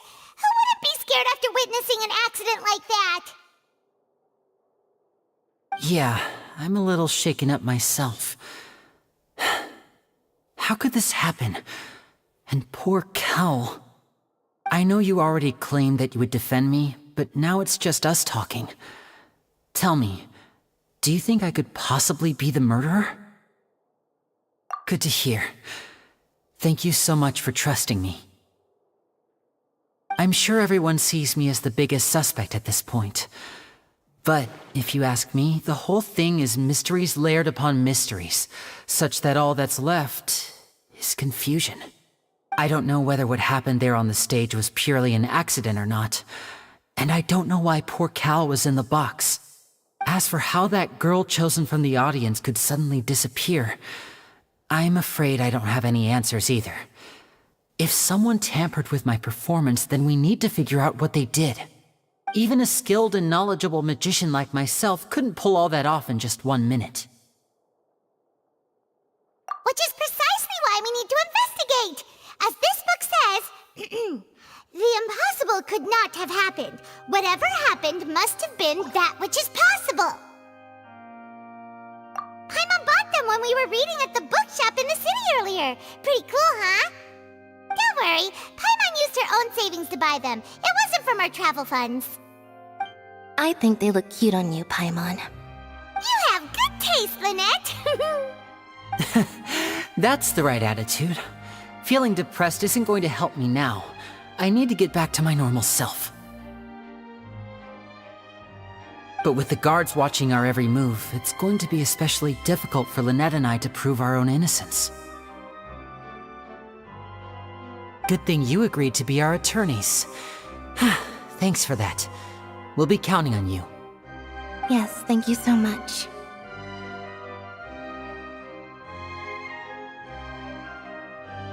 Yeah, just leave it to us. Oh, since we're going to start investigating, Paimon has a question first. Where did Lynette go during the performance? Oh, well, I'm afraid that would involve some of our essential trade secrets as magicians. The secrets behind our magic are past saving, Linny. I suppose you're right. The truth behind our tricks is going to be important evidence that will be weighted during the trial. 'Tis truly a pity. As a magician, our magic show is a work of art. We've poured countless hours and spared no effort in perfecting it.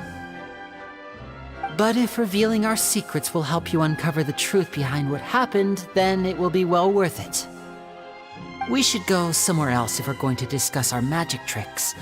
We'll go speak with the guards, and in the meantime, you can go investigate the stage and the seating areas.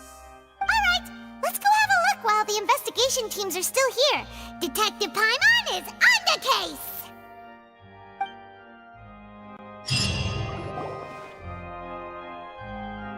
Hello, officer. How's the investigation going?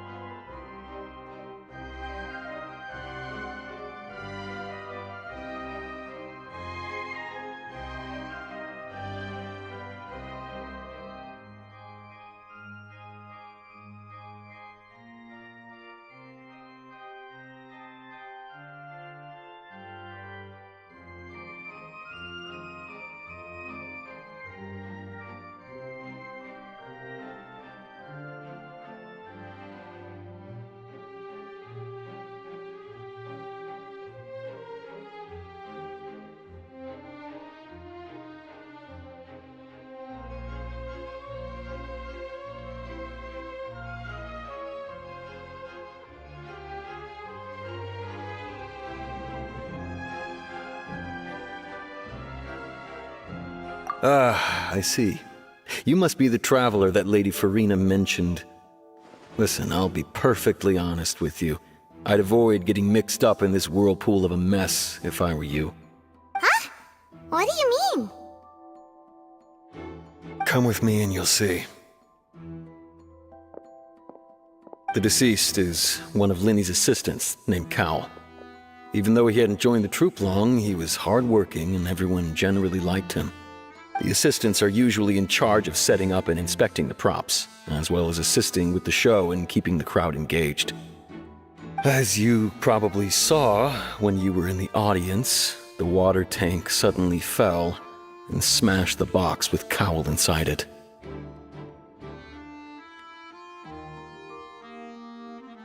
This is the real mystery. We've already searched the scene and were unable to find any traces of the girl. However, if you look carefully, the box was positioned directly under the water tank. The ropes holding the tank were then burned by the pyrotechnics on stage, causing them to snap. All these factors lining up so perfectly makes it hard to see this as a mere accident. If anything, the more logical explanation is that the whole incident was intentionally planned, and Linny is the most likely person to have access to all these areas. But he doesn't have a motive! Are you both good friends of his? Well, you can't say we're good friends, but we've known each other for a little while. So in just a short time, he was not only able to win your trust, but even convince you to act as his attorneys. I know there's no such thing as magic. The real trick of a magician is holding the audience in the palm of their hand. I've seen a lot of cases, and I can tell you that people are the least reliable kind of evidence.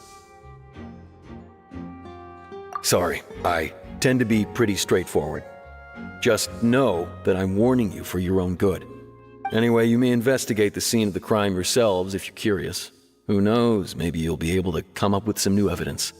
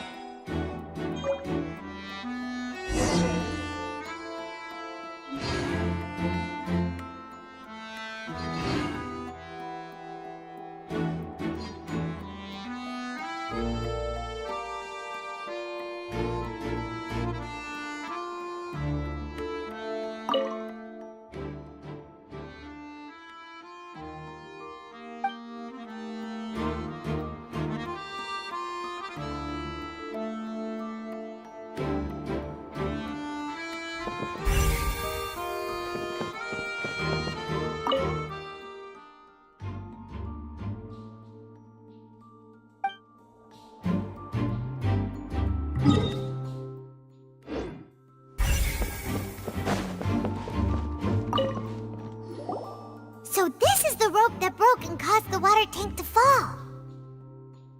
The rope looks pretty durable. How can it be burned through so quickly by fireworks? Why are you suddenly so serious, Traveler?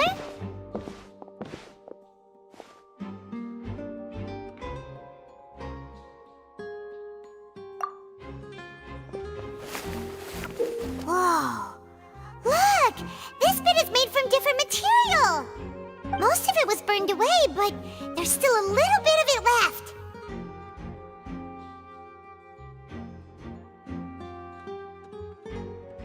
Huh.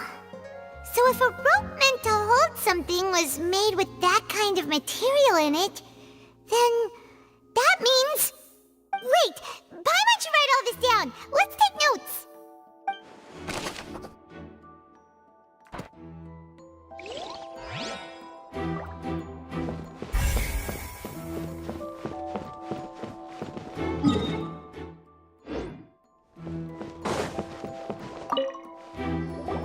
Hello there!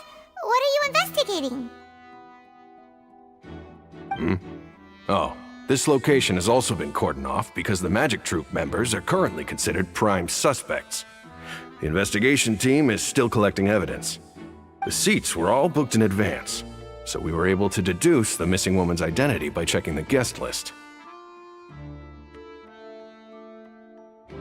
Sure, it's not like this is confidential information. We will publish it later anyway when we petition the public to help us find the missing person. Her name is Halsey. She's a painter from Fontaine who's made a bit of a name for herself. Apparently, she wasn't a regular at the Opera House, but she'd been feeling some pressure with her work lately, which made her decide to come see the magic show. The magic troupe members all claim not to know her. We have looked into her social connections.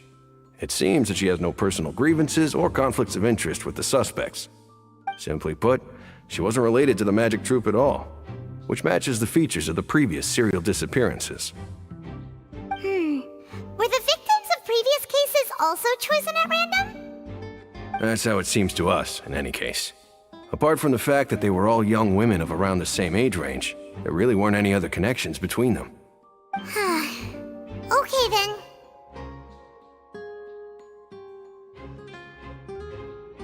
No need to be so formal. If you do happen to see the missing girl, please be sure to contact us.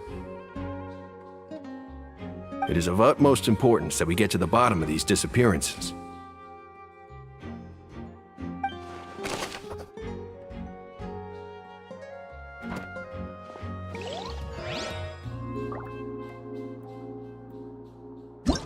Whoever the murderer was, they must have made preparations well beforehand.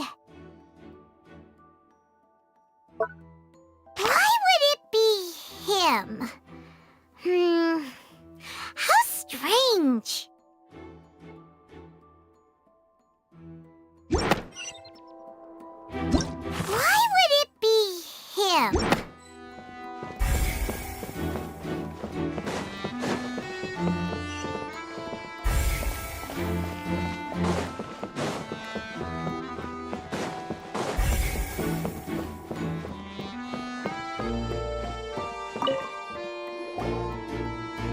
The investigation team has some new findings. Turns out there's an issue with the random number selector after all. See, I told you. What if the machine picked some big guy's seat? You think the murderer would have still made his move then? Sorry to interrupt, but we're helping Linny and Lynette with their side of the investigation. What were you saying about the number selector? There's something wrong with it? You're trying to help them? That'll be a tall order. Linny used the machine to pick a random member of the audience during his performance, right? The lucky girl that later disappeared. Well, we thought there might be a serious problem with the machine, so we had it taken away for further inspection. It turns out that the seat number it picked wasn't random at all. The machine picks that same number every time. I'm sure you already know that you have to make a reservation in advance to get a seat, regardless of whether it's a trial or some performance. In other words, Linny knew who would be sitting where from the very beginning. That much checks out. Linny reserved our seats for us too. Bet you see why I was saying it'd be tough to make a case for Linny.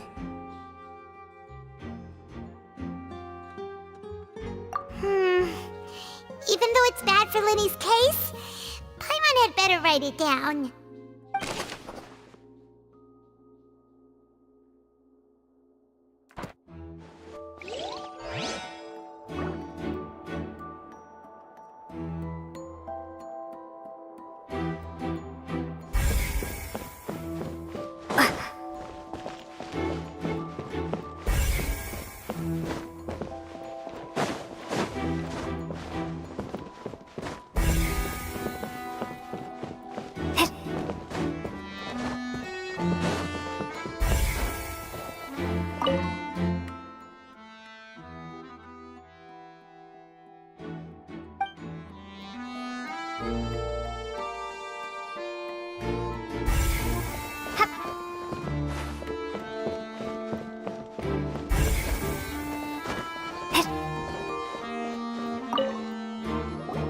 I see that you're investigating the area.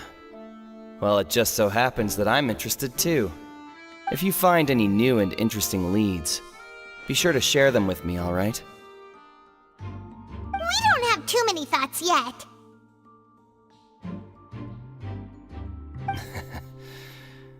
Then why don't I tell you my hypothesis first? The way I see it.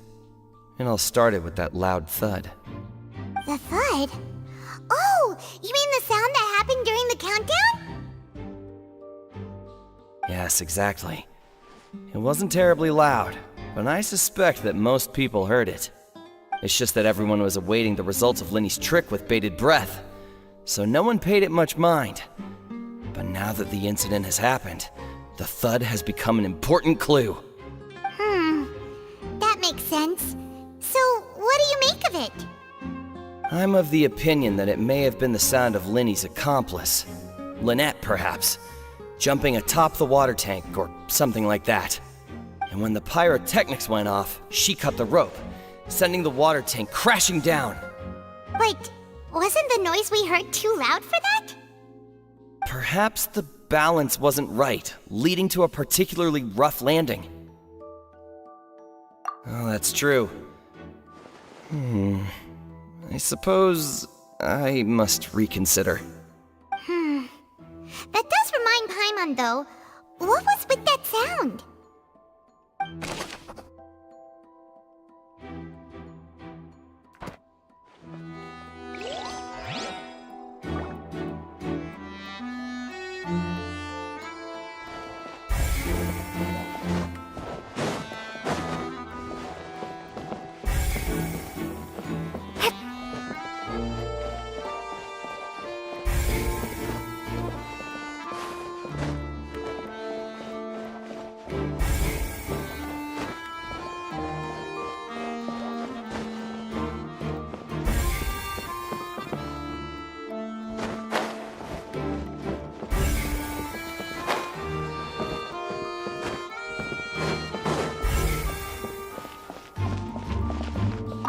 Linny's still talking to the guards.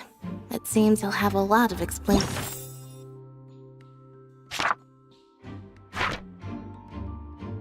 to do. I think someone will be assigned to monitor us later, but that's alright.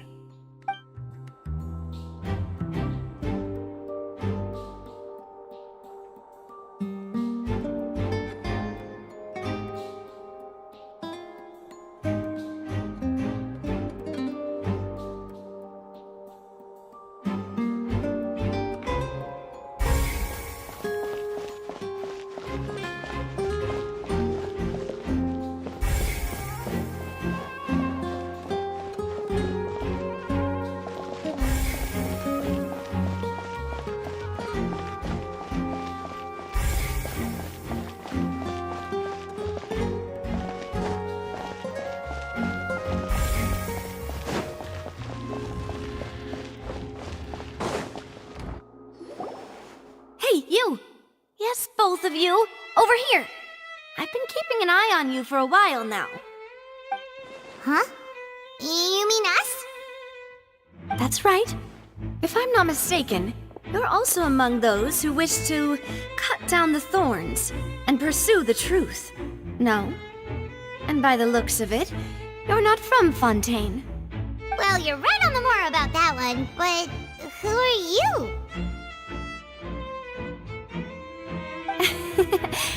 Have you never heard of the Spina di Rosula? From mediating disputes and providing protection to solving conundrums, you name it, Spina di Rosula does it. And I, Navia, have the honor of being its renowned president. Though those who play by our rules call me boss. I'm Silver, her attendant.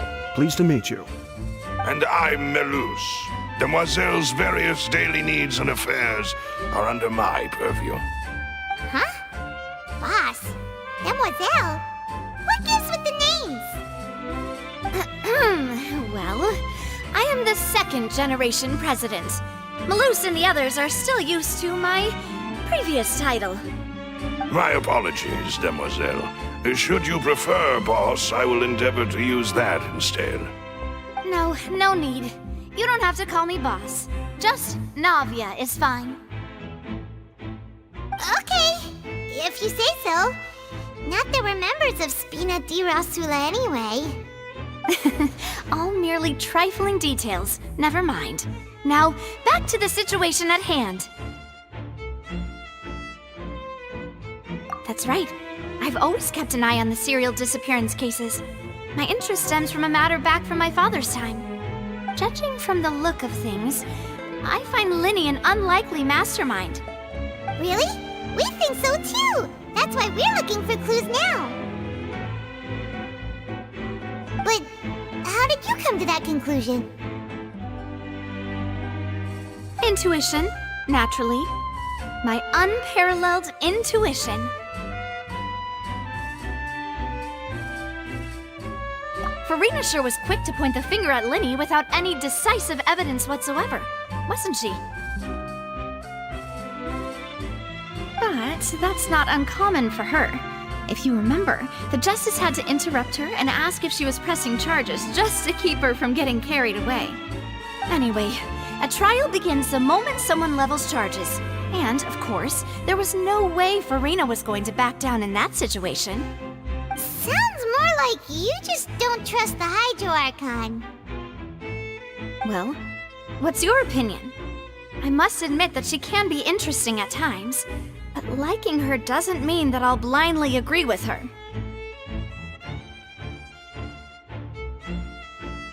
All right, I've answered your question. Now, it's time you answer mine. Wait a minute! Did that answer count? Well, I say it does. But don't worry, you won't hear any pointless questions from me. In your opinion, do you think it's right to treat a trial like it's an opera?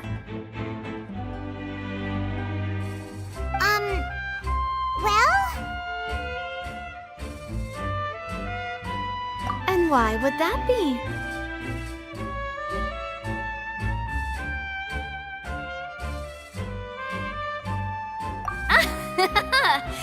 See, Silver and Maloose? I told you they'd be different. Most astute of you, demoiselle. I too think that the traveler's response was most excellent. No matter how wonderful the script or how fervent the audience's expectations may be, the trials that go on stage here must be based in fact. And if that can be done, boss, then... All right, that's quite enough, Maloose. Anyway, I like your answer. You passed with flying colors. Now, I need to make some preparations, following which our joint investigation shall commence. You two shall be my assistants. Wait! Since when did we become assistants? Well, I can be the assistant, sure. Or your companion, if you like. I'm really not that fussy. That's more like it.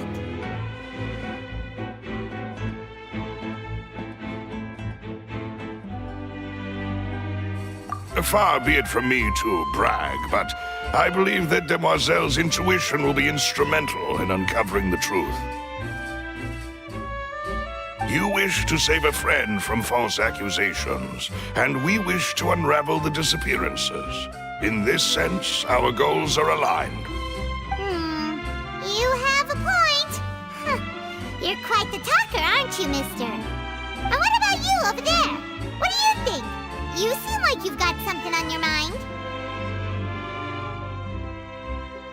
I have nothing to add. Oh, alrighty then. We'll be making some preparations first.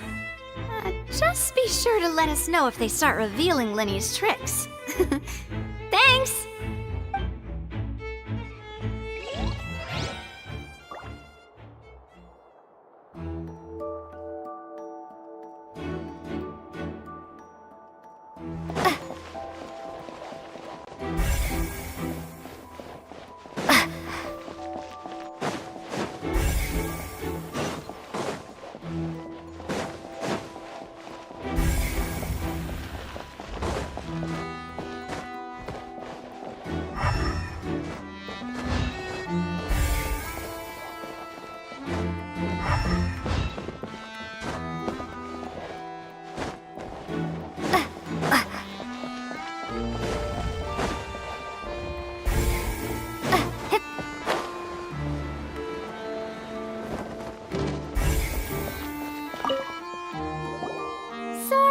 but no one can freely enter or exit the Opera House at the moment. If you wish to leave, you must register your identity with us first. No, we're not leaving. We're representing Linny and Lynette as attorneys, so we're investigating the case. Were you always guarding this entrance? Yes. After the Chief Justice gave the order, everyone coming in or out must undergo a strict inspection. So, the missing girl couldn't have left from here. At least, not from that point on. I doubt there was much opportunity then, either. How can you be so sure, Well, because I was in charge of security near the entrance at that time. I couldn't see Linny's performance from here, which was quite a shame. Just my luck. But still, I did not abandon my post, and I stayed put no matter how loud the applause was. If someone had so much as even approached the door, I would have noticed it, let alone if they had tried to leave. We Melazines are good at that sort of thing, you know. So, it's safe to say the girl couldn't have left through here. Alright, thank you for your help. This'll be useful info.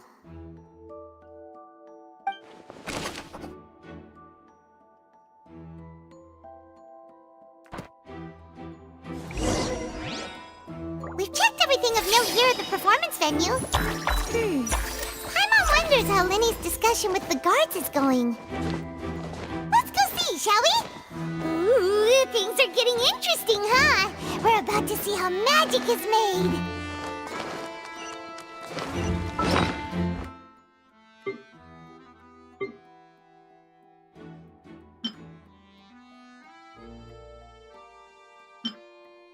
Why would it be?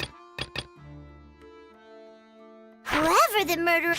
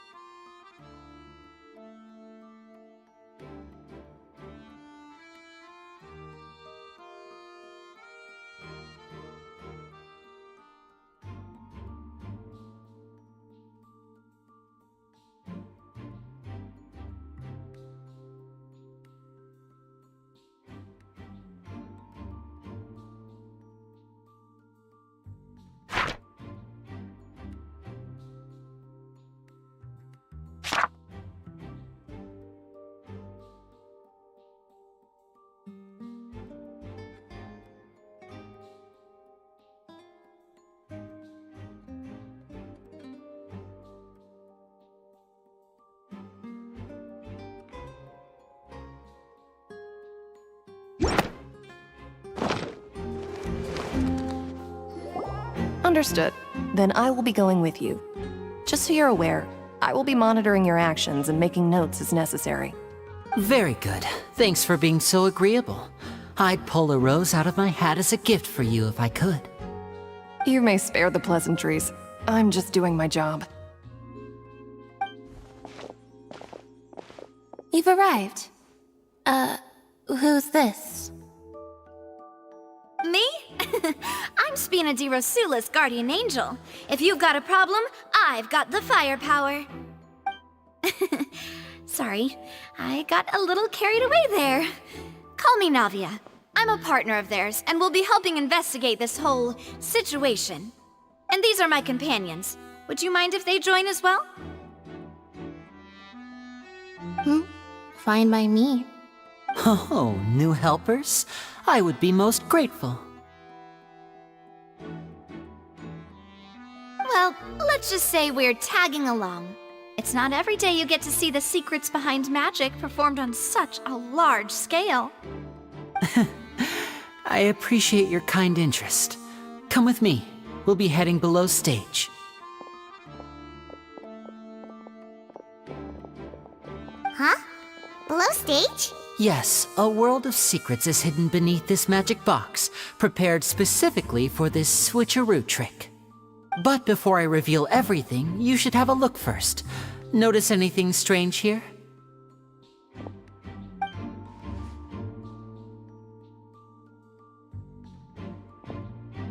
I'm not trying to be dramatic. Remembering the details of a trick will help you understand the methods used to perform it more easily. Huh. Weren't there balloons and other decorations here? Where did all that go? Ah, good eye. That said, you're still far from discovering the answer. The back? You mean the inside of the door? What's different about it? Paimon didn't notice anything. Very good indeed. I thought you might not be able to catch that, given that you were sitting in the first row.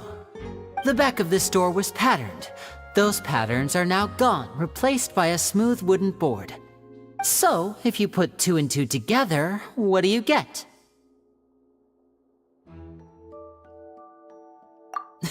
Exactly. All right, let's go. I'll tell you how it works as we head down.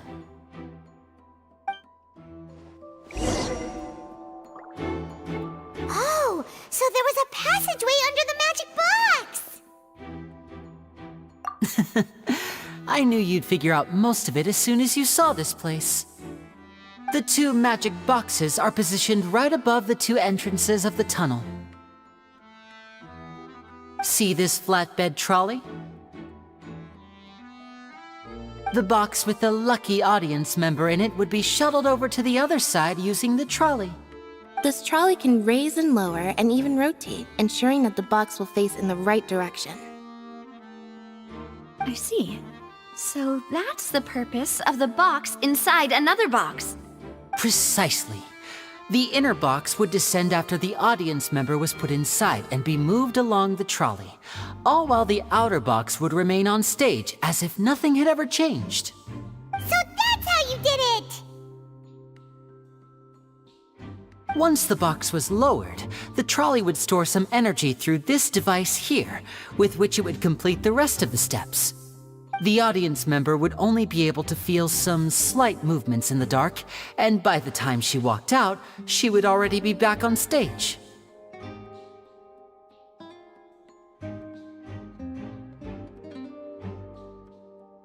Right! You were talking that whole time, and you even came out for a moment near the end! Ah, yes. A phonograph operated by Lynette was used to achieve that effect. My assistant and I had already scripted our conversation beforehand. When the countdown began, I had already gone to the opposite box via a tunnel using that ladder. And what about Lynette? Where was she? I was in the mezzanine space in the back of the box. Oh, interesting! That's how we were able to coordinate Linny's lines with the assistant. And, by the way, I was the one who walked out of the box at the end. I mean, we are twins. All it takes is a change of clothes and no one can tell who's who.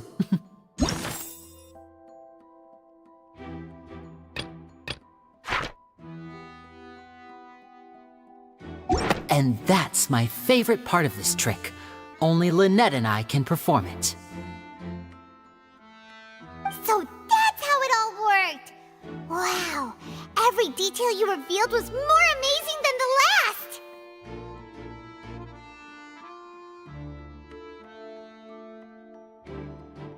Lynette would briefly walk out of the box and then go back in, jumping into the tunnel and escaping before the box on the trolley could finish ascending. And then I walk out of the other box in the audience area, and the trick would be complete. The operative word here being would. But as you saw, Cal was in the box, not our audience member. She, on the other hand, mysteriously vanished. We really don't know how that happened. If not for that interlude, this would have been an astonishing trick. I probably never would have figured out how you pulled it off. And yet, to think that someone was able to use this magic trick to commit a crime. Could we have a look around? I think we can come up with some more leads. This is the scene of the crime, so Linny and Lynette are not permitted to stay here. I'll escort them back up. Yes, of course. No need to be so strict now. I won't disappear into thin air, you know. Thanks, everyone. We're counting on you.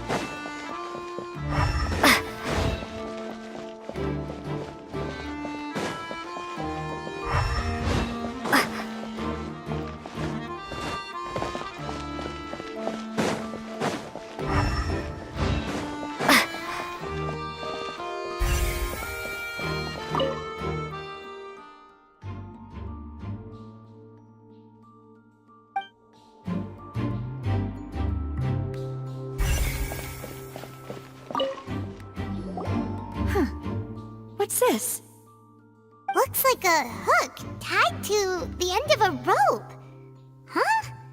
There's all kinds of odds and ends here. Perhaps it was a prop for a different trick. But why would it have been left here? Whatever it is, let's make a note of it first.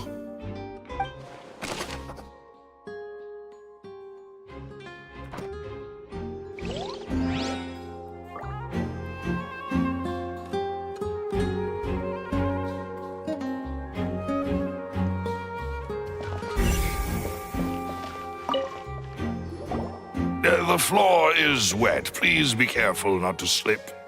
Speaking of which, why would there be water here? Oh! Paimon knows! It's one of those tricks where you pour water into a jug and then flip the jug over only for the water to disappear? And here's a broken vase! Huh. Did the trolley knock it down while moving? That can't be. The trolley moves along tracks from start to finish. It couldn't have hit the vase at this distance. Let's note this down too and think about it later.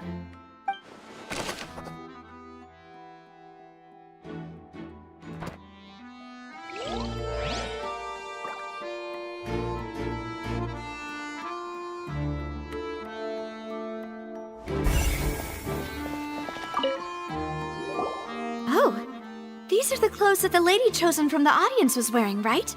Her clothes are here, but she's nowhere to be found. Right! And do you really need to do that if you're kidnapping them? Ugh, this is so confusing. Paimon doesn't want to be a detective anymore.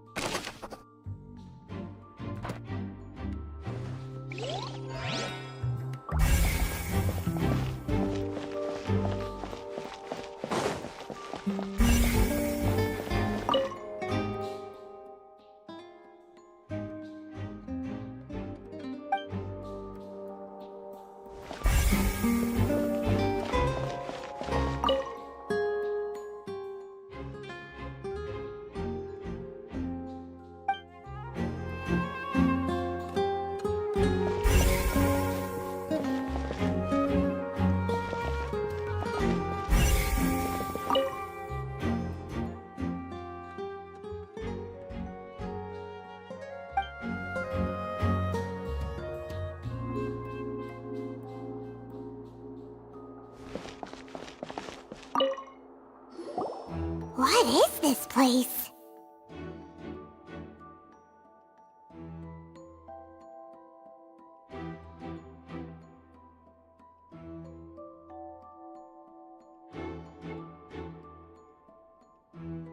It seems someone could fit through here. Huh. Could this have been the suspect's escape route? Alone, perhaps. But if they had to pull another person with them, the space would be too narrow. But there are no other ways in or out of here.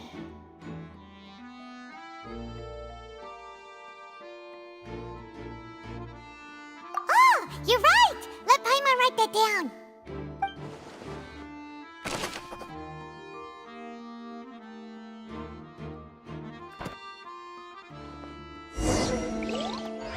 Seems we're just about done investigating down here. Yes, let's head back up.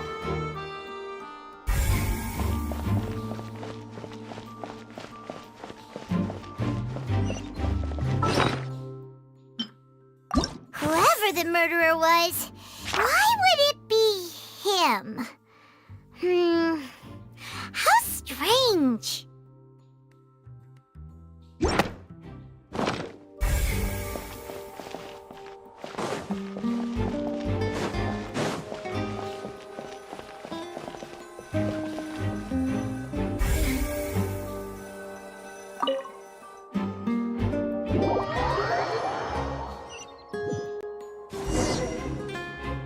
Well, we've ascertained the state of the crime scene.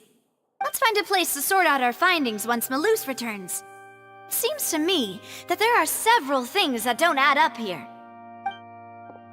Apologies for the wait, demoiselle.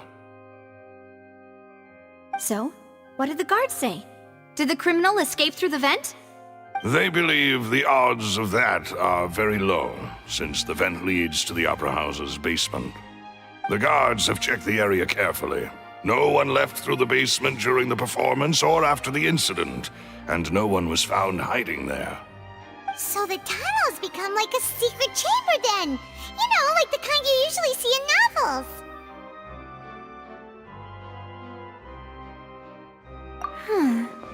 The plot thickens. Halsey's disappearance and Cowell's death are both quite inexplicable. No wonder Farina was so confident in her accusation. All the current evidence points toward Linny and Lynette. In other words, the charges are very likely to be upheld unless we make some considerable progress. Charges and then trial. So if the charges are upheld, they'll announce a sentence? That's right. This is how a trial goes in the Opera House. During the proceedings, the Chief Justice and the Oratrice will hear statements from both sides.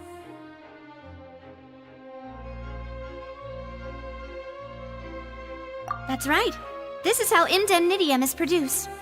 The statements from both sides, the defenses from attorneys, witness testimonies, and even the audience's emotions will all be projected on the Oratrice. To put it simply, it's as if the Oratrice has its own will, and is a judge in its own right. This also precludes any kind of favoritism on the part of the Chief Justice. And not that this has ever happened anyway.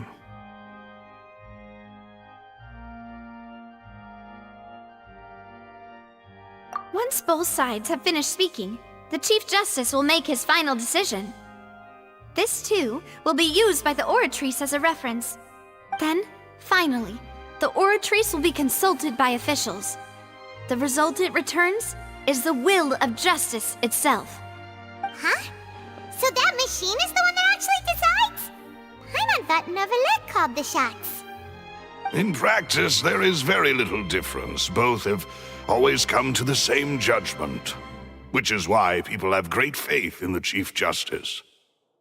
Ah, yes, the guards also asked me to convey that none of us will be allowed to leave this place before the trial. Huh?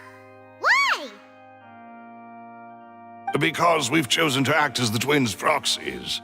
That makes us persons related to the case. They're concerned that we might be colluding with outside parties, or that we might find outside help to disrupt the case. And even if that were not so, it could prove problematic if we happen to spread key information about the case ahead of time. I'm ready to break out at any time. Whoa! There's no need for that! Paimon thinks they have a point.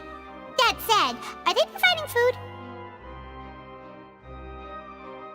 Of course. I just hope you don't mind the lack of options. I'm afraid that catering to all tastes is not in the cards, nor is any guarantee of balanced nutrition.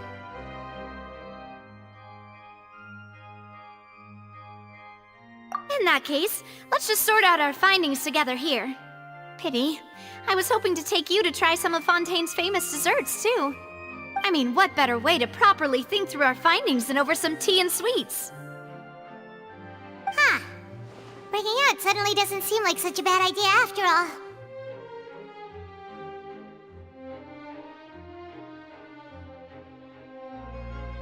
Just kidding! Paimon will still do her best, even if there are no snacks. What do you mean, no snacks? Of course we'll have snacks. If we cannot buy some, then we'll simply make some. Huh? Here? But how? Understood, demoiselle. Everyone, please come with me.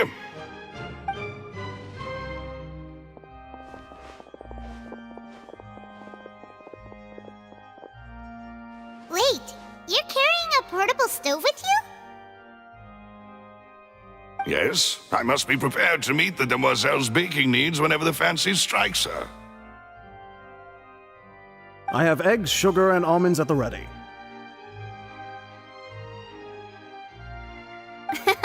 Good work, you two. Then I'll get to it.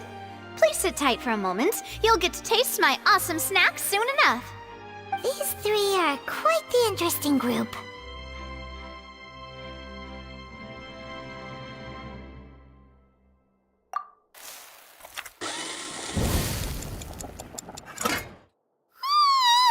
And Paimon thought it smelled good while it was still in the oven! Oh, it's even better now. Paimon can't stop drooling. From the way you had these two guys carrying all that stuff around, Paimon thought you'd have them do more during the baking process. But you ended up doing the entire thing by yourself! Beating the egg whites, grinding almonds, everything! I was applauding. And I was giving encouraging smiles.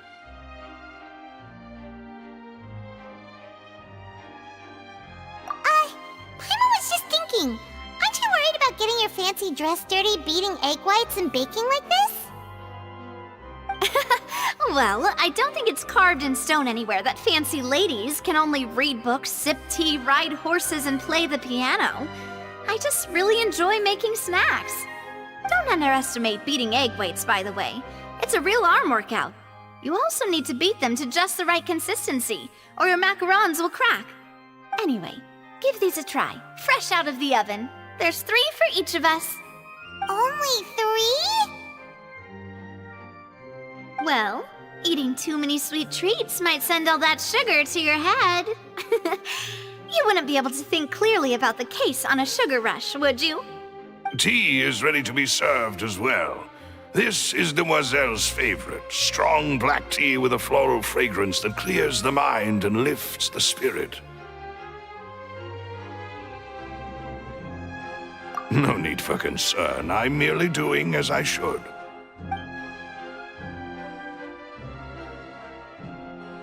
All right then.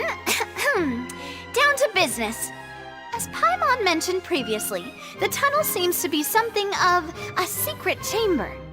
However, we can assume that Linny and Lynette were not alone within it. Some criminal also occupied its sealed confines. The magician twins could have committed the crimes, of course, but they lack any logical motive. Exactly! Why would they do such a thing right when everyone was watching?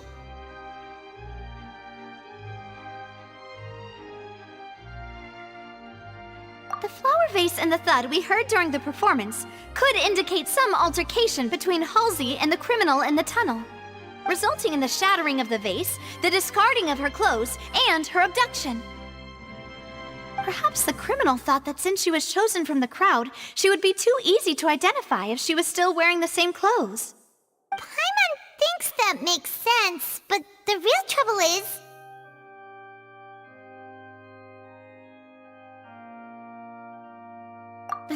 True.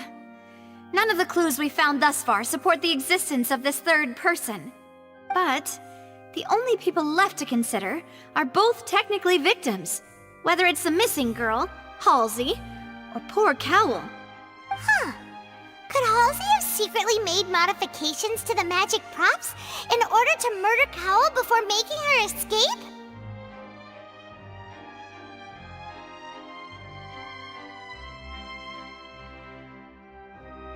That's right. And even if she had tampered with the setup, she would need to understand the entire trick to pull it off. Nor does she have any motive. The guard said that she has never had any dealings with the Magic Troop's members. Were we not thorough enough in our search? From the sound of things, this is turning into an impossible case. Your macarons are amazing though, Navia. They smell great! They're nice and crisp and super sweet! They are my specialty after all. And I see you've already had 5 of them. What? 5? Oh, that can't be right! Paimon only counted 3, honest! Please don't worry about it. At my age, a few less sweets might actually be a good thing. No! Being greedy is one thing, but Paimon knows how to count. Besides, Paimon knows that if she ate too many, then others wouldn't have enough. Wait, even you don't believe Paimon? How could you? If Paimon ate those 2 extra macarons, then may they turn into stone in her stomach!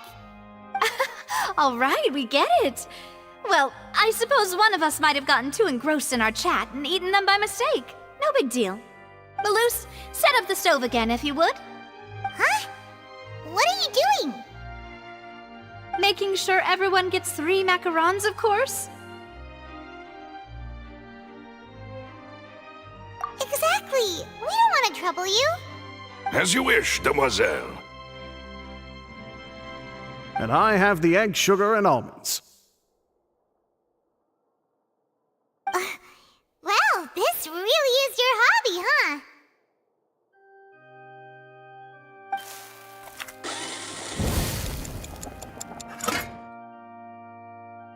Well, that's it for snack time. I'm going to have another look around the area.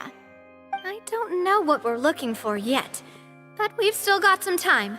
As attorneys, I suggest the 2 of you think the case over again. It would be awkward if you got all tongue-tied on stage during the trial. Alright, thanks for your help, and for the snacks. It was nothing. A small task for the Spina di Rosula. Silver, Maloose, it's time to go. I'll be back if I find anything new.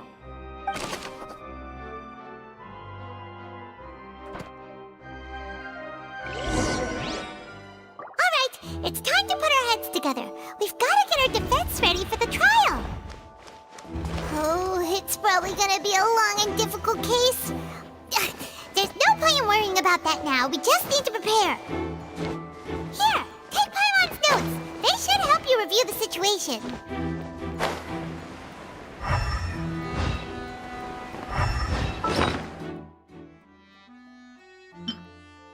Why would it be him? How strange.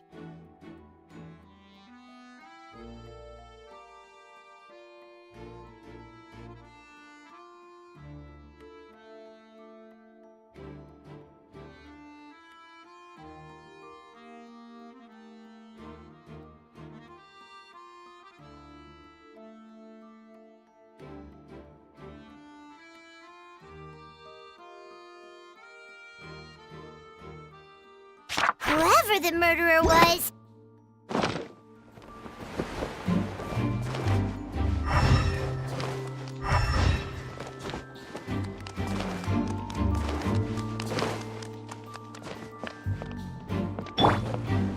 Right!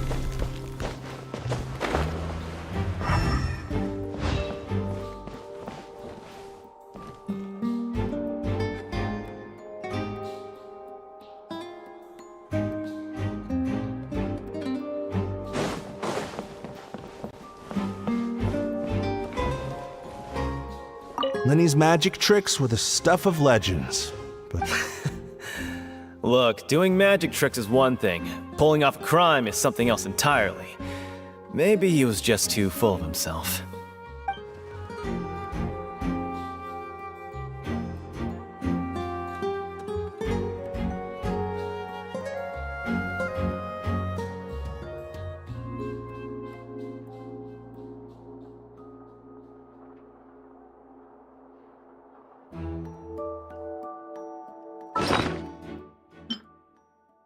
Whoever the murderer was, people needed to register and reserve a seat for the show.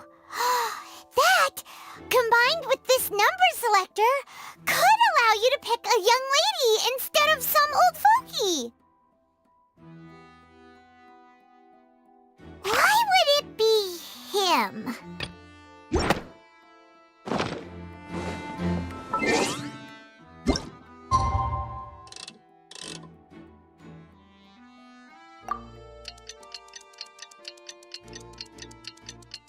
What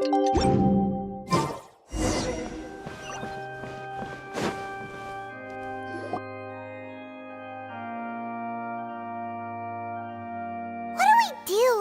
The whole situation is so confusing. Good plan. Impossible things don't just happen. We'll get to the truth one way or another.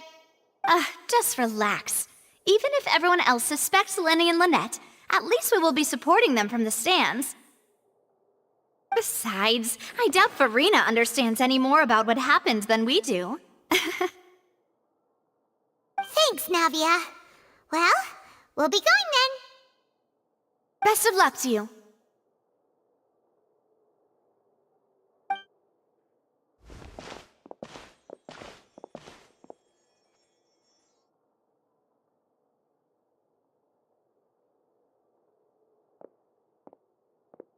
Ah, finally, you're back. Well, how did your investigation go? To be honest, you might be disappointed. No. We're already very grateful that you were willing to help. Well now, don't you all look disappointed? Don't tell me that your investigation came up empty-handed. That was to be expected, of course. The guilty can never produce proof of their innocence. But don't let that stop you.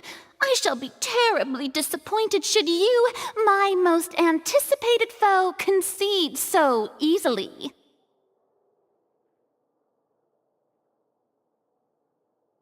Since both parties are present, I declare that the trial regarding the magic show incident is now in session. Firstly, in order for the audience to understand the causes and results of the incident, could we please have Mr. Linney explain the trick? Yes, of course.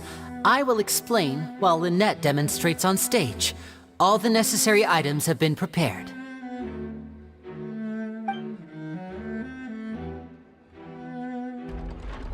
Thank you, Mr. Linney.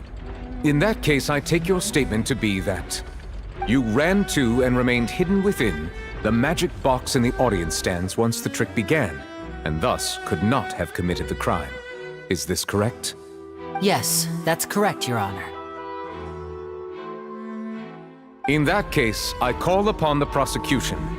Lady Farina, do you wish to refute his statement in any way? Why, of course I do. Allow me to take the first shot and break this case wide open. Mr. Linney is clearly lying. There is no way you could have been in the box the whole time if you were to abduct Halsey and murder Cowell. In fact, I'd say you were hardly in that tunnel at all. That is simply your hypothesis based on the presumption that I'm guilty. Oh, is that so? And if I may ask, what did you hear while you were inside your box? The roaring countdown of the crowd, of course. That's how I kept track of the time and built anticipation for the finale. And you didn't hear anything else at all? Nothing that might leave an impression of any kind? No, nothing. I see. But when the count reached 30 seconds or so, there was a thud. One so loud that I believe practically everyone heard it. Huh? Hey, hang on. Something's not right here.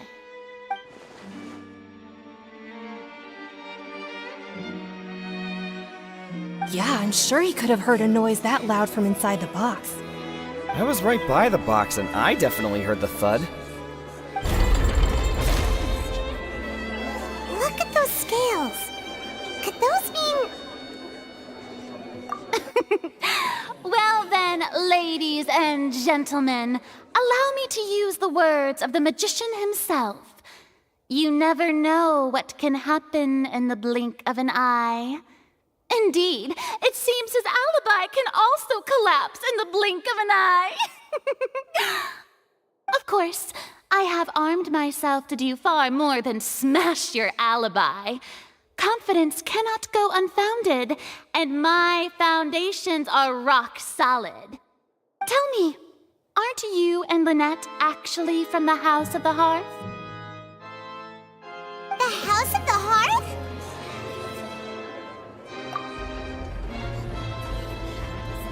No wonder they did something like this. So the serial disappearances were the Fatui's doing. Now it all makes sense. I've got a feeling that what happened on stage probably wasn't just an accident. That's irrelevant. Our identities have nothing to do with what happened. Indeed. Then perhaps you could tell us everything that happened during that 1 minute. Your first priority is to prove yourself innocent after all. I'm sure there is little that needs to be kept secret now. Unless your script already has holes in it. The Outlander is speechless. My, oh my, don't they look flabbergasted? Now comes the infighting and discord, I suppose. This was almost too easy. Good thing I made all those preparations. Seems the all-nighter I pulled last night is really paying off. Hey, Linny! Why didn't you tell us this before?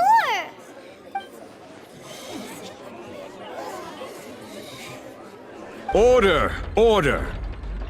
Mr. Linney, allow me to re-establish the facts. Lady Farina has raised 2 points. First, when the thud was heard in the Opera House, you were neither in the box nor the tunnel. Second, you and Ms. Lynette are both members of the House of the Hearth. Are these claims true?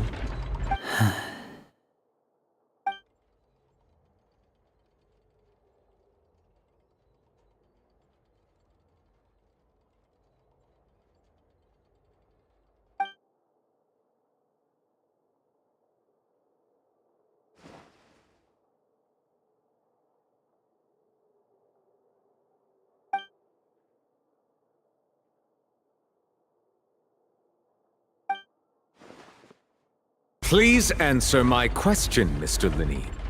I'm sorry. Yes, they're true, Your Honor.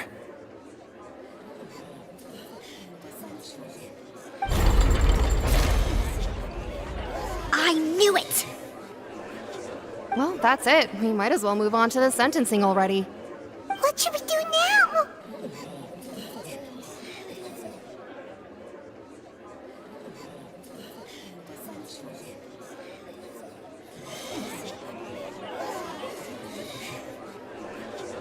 Granted.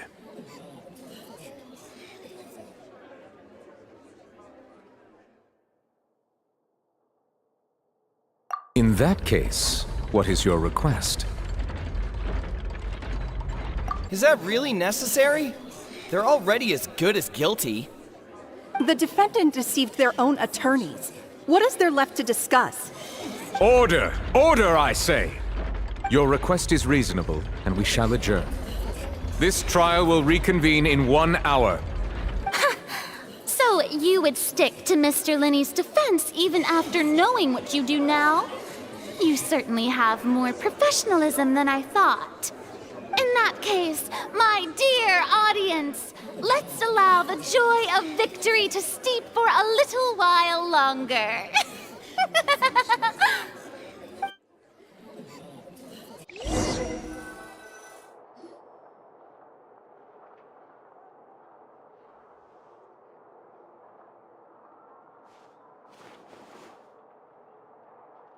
Well, this is awkward. I didn't think the Hydro Archon would dig all that up. I'm sorry, Traveler and Paimon. Yeah, sorry. Paimon doesn't know where to start. We trusted you two. We based our entire reasoning on the assumption that you weren't bad guys. Not to set the wrong tone or anything, but Paimon's really mad! I'm very sorry. I know you're angry, and reasonably so, but please, let me explain. I know you've clashed with the Vitui several times before. I wouldn't be surprised if just hearing the word is enough to make you upset. But our organization is very, very large, and the Harbingers have very different personalities and goals. Right now, we want to save people. As many as we can. That's right.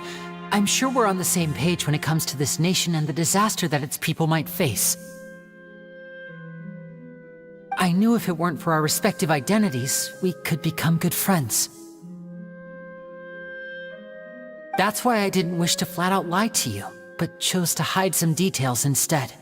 The truth is very important, but being completely transparent about everything would see us spending more effort than we need to.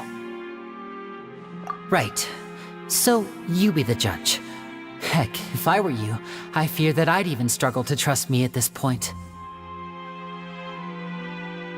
You met a Fatus who works as a magician, a trickster by trade. All by coincidence, too. But still, I'm asking you to trust me. I am no criminal. At least, not in this case. Sorry. Please forgive us. Well, you both say that, but... Right. Let's hear your answer first, and no lies now! Of course. I'll answer any question you ask. We've been trying to find out how the Oratrice operates. We want to know why it has a consciousness. Why can it deliver sentences accurately? During our investigations, we learned that the machine's core is beneath it. From that moment on, Lynette and I have been designing this box swap trick with the objective of getting close to the core. Is that why you needed a whole minute? That's right. In truth, the audience would take about 75 seconds to count down from 60, while I would only need 15 to get to the opposite box. So, after jumping into the tunnel, I accessed the Opera House basement via the vent, and went to investigate the room in which the core is stored. That air vent was created during the construction of the tunnel specifically to execute this step. Well, nothing. As soon as I reached that room and was about to investigate, I heard someone's voice. Which should have been impossible, of course. I was quite certain that I was the only one in the room. That voice seemed to recognize me and tried to speak to me. I chose to err on the side of caution and retreated the way I came. On the way back, I saw the broken vase and the clothes on the ground, but the countdown was almost finished, so there wasn't time to give it any thought. After that, the homicide occurred just as you saw.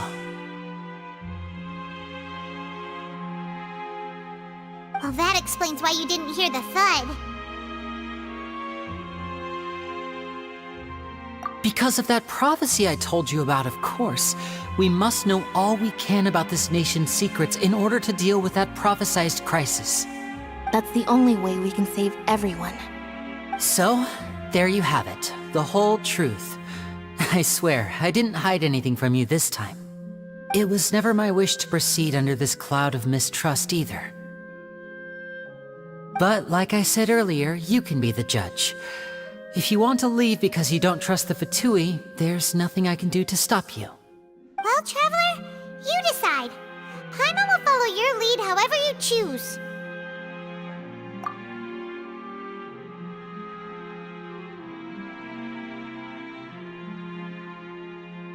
Okay, thank you. Thanks for giving us a chance. The current problem is that the scales are tipped pretty badly against you two. If we want to refute the Hydro Archon's accusations, we're gonna need a seriously watertight defense. Huh? Oh, Paimon thinks she gets what you mean.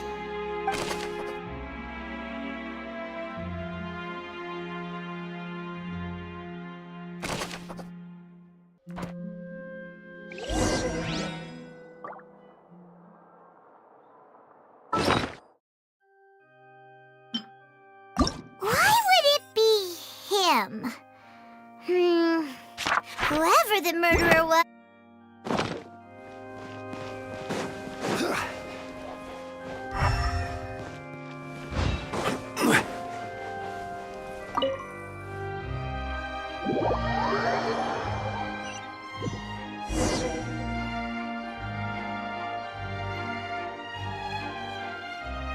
Both parties have returned to their positions. Let us continue the trial. When last we left off, Mr. Linney acknowledged the new evidence presented by Lady Farina as fact. Therefore, Lady Farina may continue stating her reconstruction of the events. Ugh, that took long enough. Now then, if everyone would lend me their attention. At this stage, let's revisit that scene from Linny's perspective.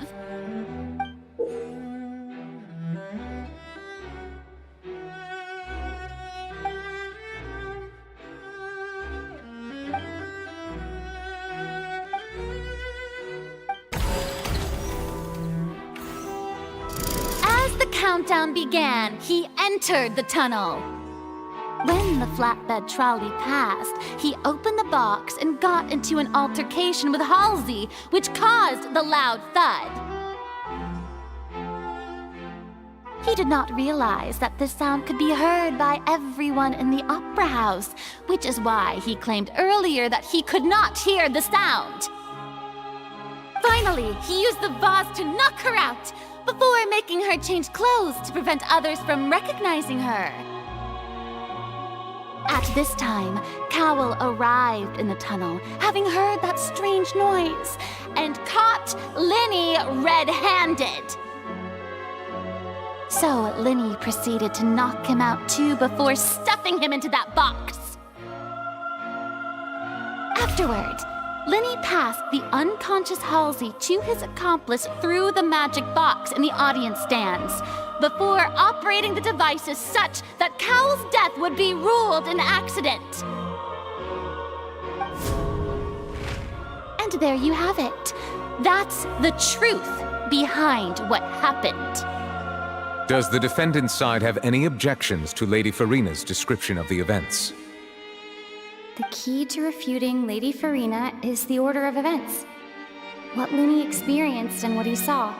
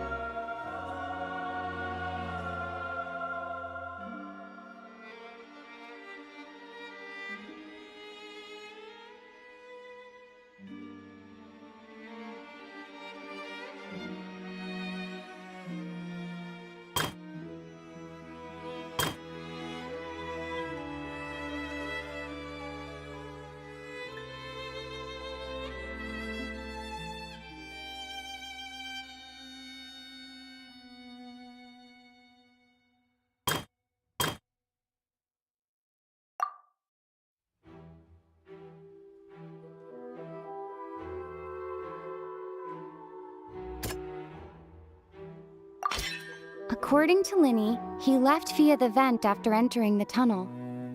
He couldn't have had that altercation with Halsey.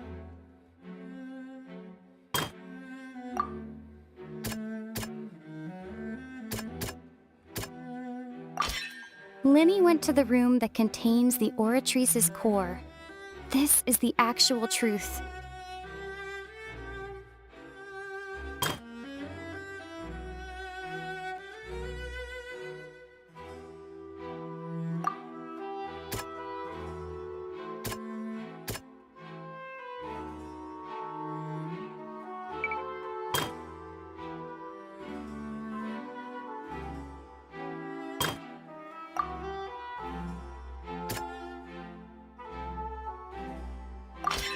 Linny did not take part in the underground altercation. He only witnessed traces of the aftermath. Attention! Ace Detective Paimon has something to say! When the countdown started, Linny did indeed go into the tunnel. But he immediately used a vent to access the Opera House basement, which is where the underground core of the Oratrice is stored. Once he reached that area, he heard a voice in what should have been an empty room. Since he felt something was amiss, he returned immediately. The crime scene had already developed by the time he reached the tunnel again, and in order to complete the magic trick, he did not remain there for any length of time. Finally, he reached the surface, and that was when the accident happened from his point of view. Therefore, he's innocent!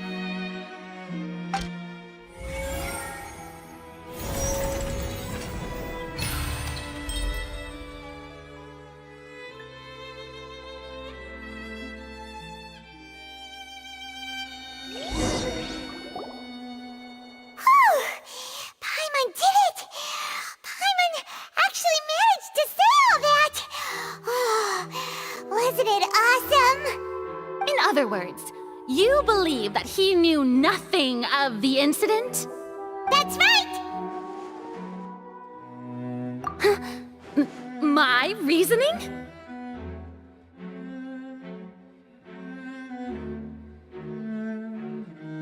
If that's the case, then if Carol hadn't entered the tunnel, who was the entire setup meant to kill? Assuming that what you say is true, Linny only needed to kidnap the young girl to cause a new disappearance case. What would the point of killing someone on stage be? Oh, they have a point. That's right, you tell him! And that's why they're partners of mine. They've managed to turn things around. Oh, well, your denial is very strident, I'll give you that. But what proof do you have to back your claims? Of course I do. If he had been in the magic box the whole time, how could he have not heard that sound? Why do you ask? You're saying that he wasn't?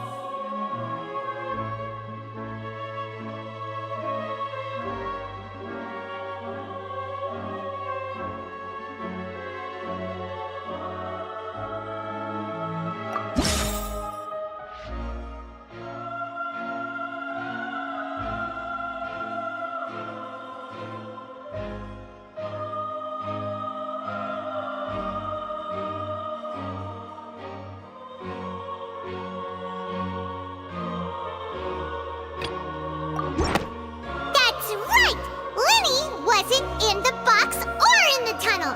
That's why he didn't hear anything strange during the performance. This means that when the crime happened, Linny had already entered the basement via the vent. The same clue you used to disprove his alibi has now become the best proof! How do you like that? Well played. To think you'd use such logic.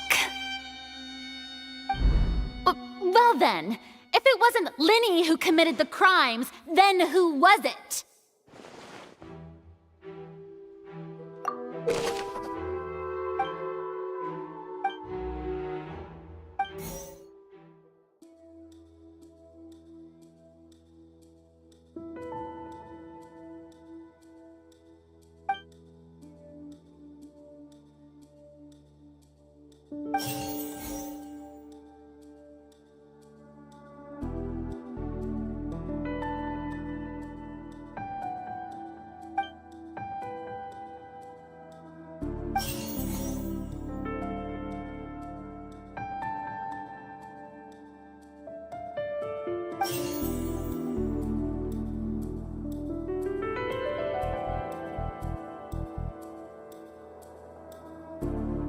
The deceased's name is Cowell, Linny's assistant.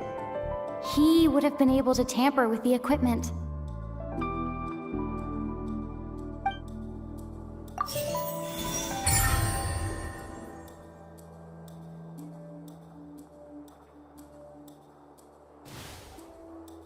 Huh?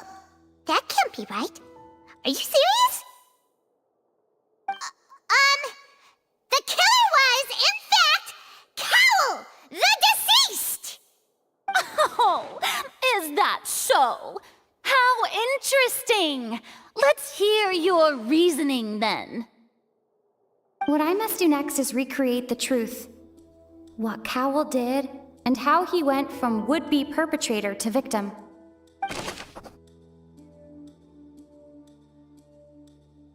Linny was not in the tunnel at that moment, which gave our criminal ample time.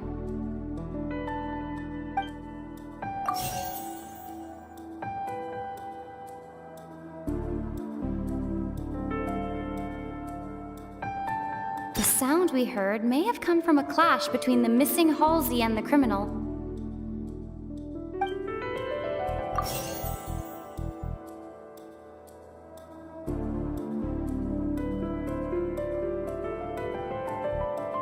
The deceased's name is Cowell, Linny's assistant. He would have been able to tamper with the equipment.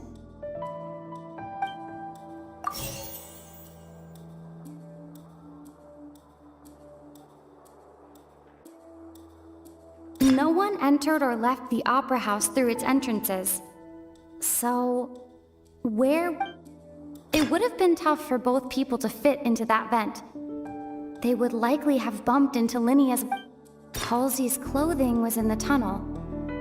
So, there must have been some fear that she would attract attention.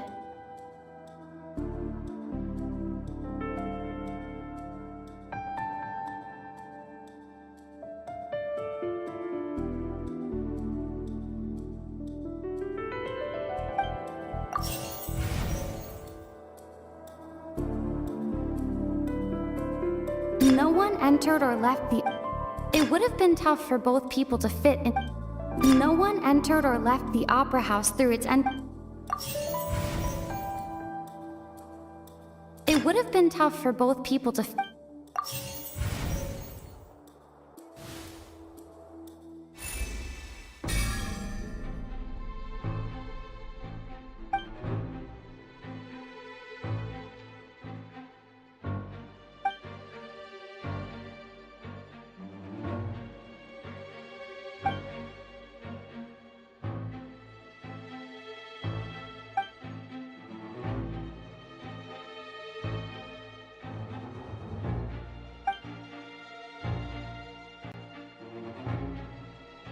What's wrong, Traveler? Are you still having trouble figuring things out? I see how it is. So this was all just a bluff. And here I thought you had something to show for it. But it seems you're still far from the truth. Look, since we're at a dead end, why not consider a different track? Just like the trick as it transpired, the end result must have been utterly different from the magician's initial design. If only we knew how Halsey disappeared. Well, that would be nice, but the tunnel only has 3 exits, and none of them seem very likely. And it's not like this is a magic trick where you can just make a real live person disappear. You know, like you did from that water tank, Lynette.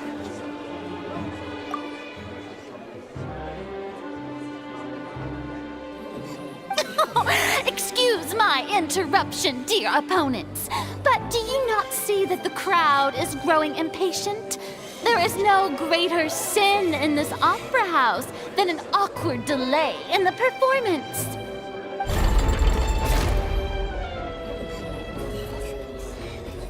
If the defense is unable to make further effective arguments, we will move on to the next stage of the trial. Lenny was not in the tunnel at that moment, which gave our criminal ample time. The sound we heard may have come from a clash between the deceased's name is Cowell. The vase was not broken by chance. It was used to cover important evidence. The water.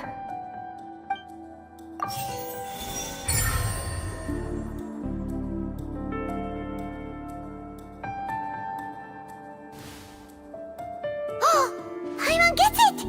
It all comes together if Halsey disappeared instead of being kidnapped. Lynette escaped from the water tank, vanishing gradually and leaving only clothes behind. If there's a similar method where a person could be transformed into water... Oh, just a moment, please. I do hope you know how preposterous you sound at the moment. How could a person ever be transformed into water? This is reality we're talking about here, not some magic trick. Must we really? I should think that of anyone. Your friend Linny already knows this truth very well. Magic tricks are ultimately just illusions and misdirection. But Halsey's disappearance is very real. We're talking about two completely different things. Even so, I trust the Traveler's judgment. The truth must be out there somewhere. Perhaps some new line of reasoning may open if we try to gather all the focal points that don't make sense. Since Cal was the deceased, we haven't placed much attention on him. But given that we aren't making much progress with the case, it wouldn't hurt to have a look at his belongings, would it? People really do come up with all sorts of harebrained schemes when at the end of their rope. The way I see it, your suggestion that we broaden the scope of our investigation is nothing but a tactic for stalling the trial. Nevertheless, I believe that this is a reasonable request on the part of an attorney. Since the trial does indeed appear to be at an impasse, I believe that additional evidence may help us make more progress. Guards, please step into the lounge and examine the personal effects of the deceased, Cowell.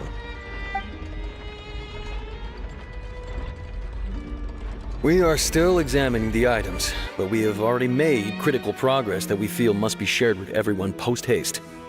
We discovered several test tubes of fluid within Cowell's baggage, each labeled separately. The notebook in his backpack claims that these fluids are... water from the primordial sea. The primordial sea? The note's contents also indicate that Cowell belonged to an organization that sells illegal drugs and that he had an accomplice. The notebook has many entries concerning safe usage of these fluids, in which the keyword dissolve appears many times. One of these tubes was labeled Opera Epiclese, along with yesterday's date. It is empty. The notes also state that these dissolution properties work exclusively on people from Fontaine. It's likely that Halsey was chosen as some sort of test subject. As such, we believe that the defense's hypothesis is, in fact, supported by sufficient evidence. You've got to be kidding! People dissolving into water? Could something so ridiculous actually be true? Wait a moment. This reminds me of a certain prophecy, but it's just a coincidence, isn't it?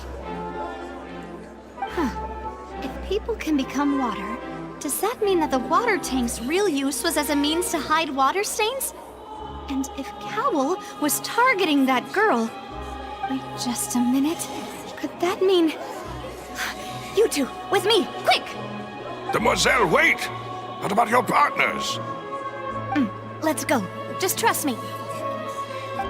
Order! Order! It is undeniable that further examination of the deceased's personal effects has yielded some surprising results, but we cannot yet verify the veracity of these clues. Still, let us assume that these clues are indeed authentic, albeit with the understanding that Ms. Halsey has yet to be found. Guards, please continue examining the items along these lines. Mr. Linney, it appears your hypothesis is supported by the evidence, so please continue speaking. Of course. Thank you, Your Honor.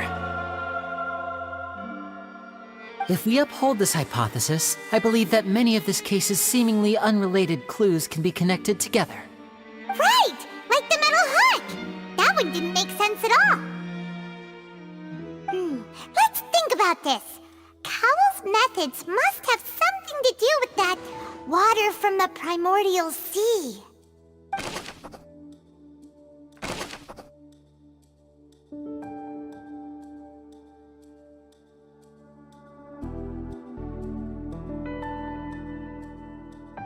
The deceased's name is Cowell. Now it seems like the hook rope was not meant for another... The water from the primordial sea should already have been prepped before Halsey entered the magic box. Now it seems like the hook rope was not meant for another magic trick, but was instead some form of triggering mechanism.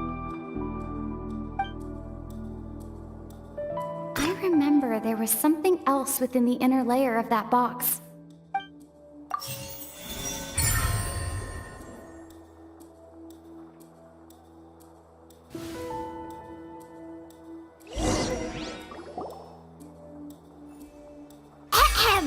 It's Ace Detective Paimon's time to shine again! In the original plan, Cowell would tamper with the water tank rope and the number selector securing his target. When the magic box containing Halsey was lowered, the metal hook would retract gradually and pierce the balloon at the top of the box. When the balloon attached to the box popped, the water from the primordial seed inside it would pour down and dissolve Halsey. Afterward, Cowell would enter the tunnel and break the flower vase to conceal the water inside the tunnel, with the remaining evidence being covered up by the water tank on stage. But he encountered something unexpected in the tunnel, and wound up being fatally hit by the same water tank he meant to use to cover his tracks. Huh. That does make sense. That actually links together a lot of the more confusing pieces of evidence.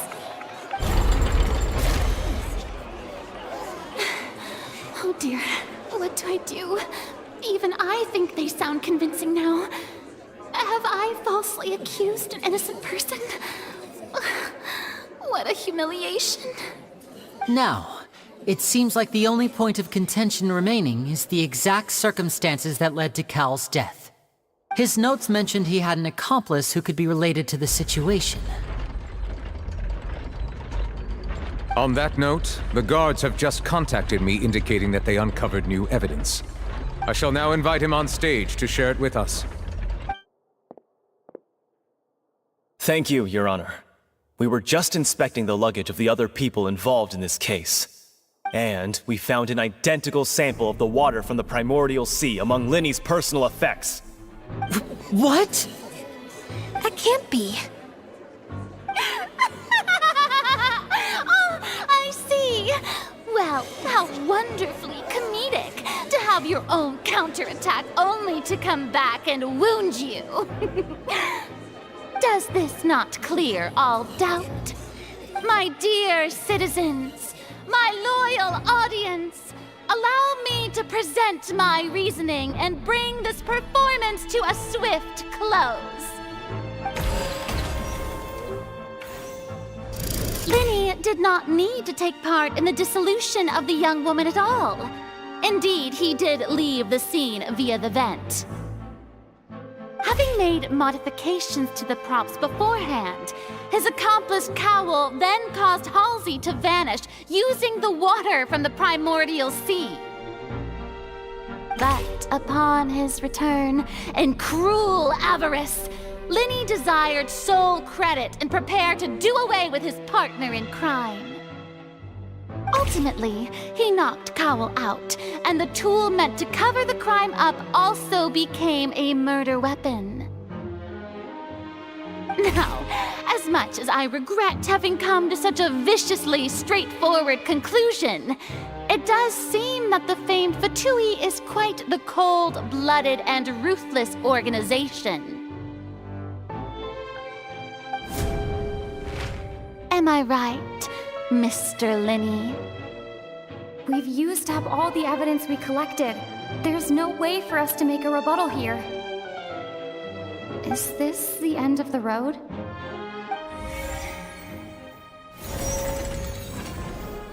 Oh no! Paimon can't think of anything either. It doesn't look like there's any way around this. Seems using the water as new evidence was too good a move. Oh, why did this have to happen now? I think we've all seen enough now, and we have ample witnesses to my flawless reasoning.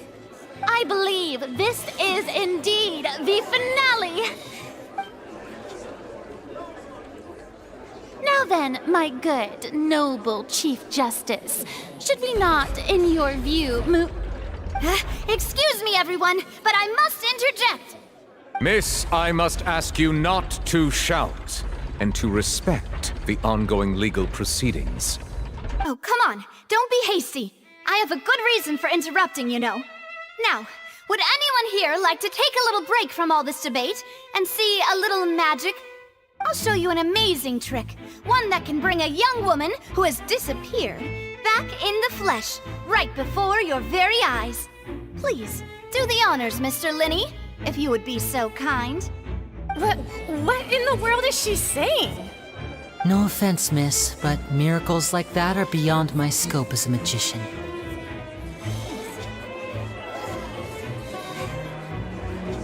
Come on now, don't be silly. Magic is all about misdirection, isn't it? It often conceals the truth while presenting a fascinating illusion. But once everyone believes the illusion, can't magic reveal the truth to them once again? And wouldn't such a trick be the most marvelous finale to today's performance? Come on, Linny and Lynette, give it another go. Don't worry, Spina di Rosula has made the necessary arrangements on your behalf. But as the magic makers and stars of the show, I think I should leave the final performance to you. I understand.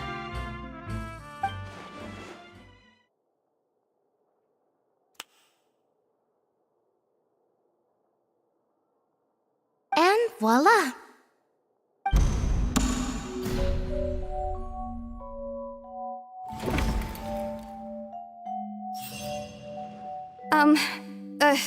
Sorry for the interruption. Wait, isn't that Halsey? So the whole thing about people dissolving wasn't true after all? To be clear, I'm only here because this person told me that if I testified, the merit of doing so would lessen my sentence. I was hiding outside this room listening to the proceedings because I was afraid that I would be the one put on trial. I was just feeling happy that no one had noticed me, and then before I knew it, she caught me. That'll teach you to underestimate us three. Where should I begin? I'm sorry. I'm the one who killed Cowell. I admit it. What? Why? Firstly, my name isn't Halsey. It's Lillian, and I'm originally from Mondstadt. I heard that Linny's show was gonna be a real thriller, but I missed the chance to buy a ticket, so I stole one. That's how I make a living. I steal stuff here and there, and I'd never been caught before. But I was noticed at the harbor a few days ago, and I barely got away. Linny was the one who caught me in the act. Hey, no wonder you look familiar. So you were the thief! Liddy even mentioned that you were pretty skilled. Well, and I thought that would have been the end of it, but then the number selector chose me. He even mentioned the Fortress of Meripede. That's a prison, isn't it? So you can imagine how shocked I was. I thought he was onto me for sure. So I played along with the show while looking for an opening to flee, but then I got water poured on me for no reason, and then someone jumped into the tunnel to nab me. I wasn't going to take that lying down, so I knocked him out and stuffed him into the box. There was nowhere to run from there, though, so I had to change my clothes and hide in a box containing performance costumes. I slipped out after the first guard arrived at the scene and continued hiding inside the opera house. Can a person even hide in there? But I swear I didn't know that the water tank would fall down. Really, I swear it. Had I known that, I wouldn't have put him in the magic box. I may be a thief, but I'm no killer. Well, that makes everything pretty clear now, doesn't it? This time, we need to tell the entire story from Lillian's perspective.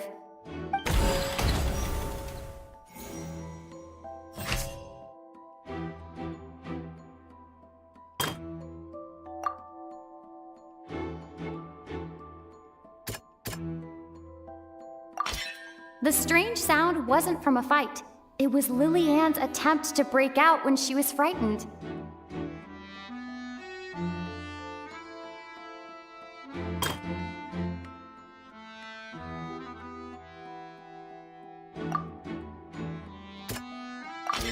The flower vase was not broken to cover anything up, but was smashed during the struggle between Lillian and Cowell.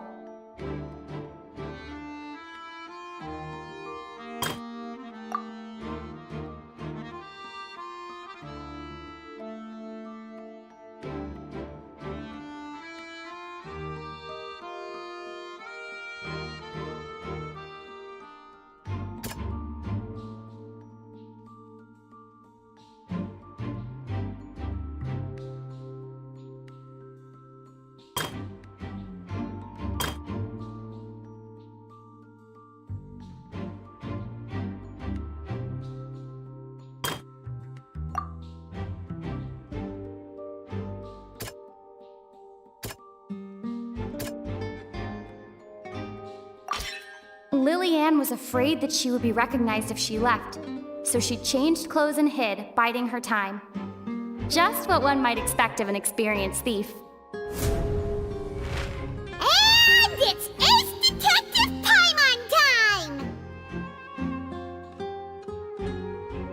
Having been selected out of the blue, Lillian panicked. Her panic only intensified after she entered the tunnel and had water poured on her head. So she kicked the door open, producing the thud we all heard. Hearing the commotion, Cowell leapt into the tunnel, only to discover that Lillian had not dissolved. He did not know that Lillian was not from Fontaine, but was a thief who made her way in by stealing a ticket. Mistakenly believing that the water from the primordial sea needed time to take effect, he tried to force Lillian back into the box. The two broke the flower vase during the struggle, but Lillian came out on top, knocking Cowell out and putting him in the box. With no way of escaping, she changed her clothes and hid in the costume trunk until the performance ended.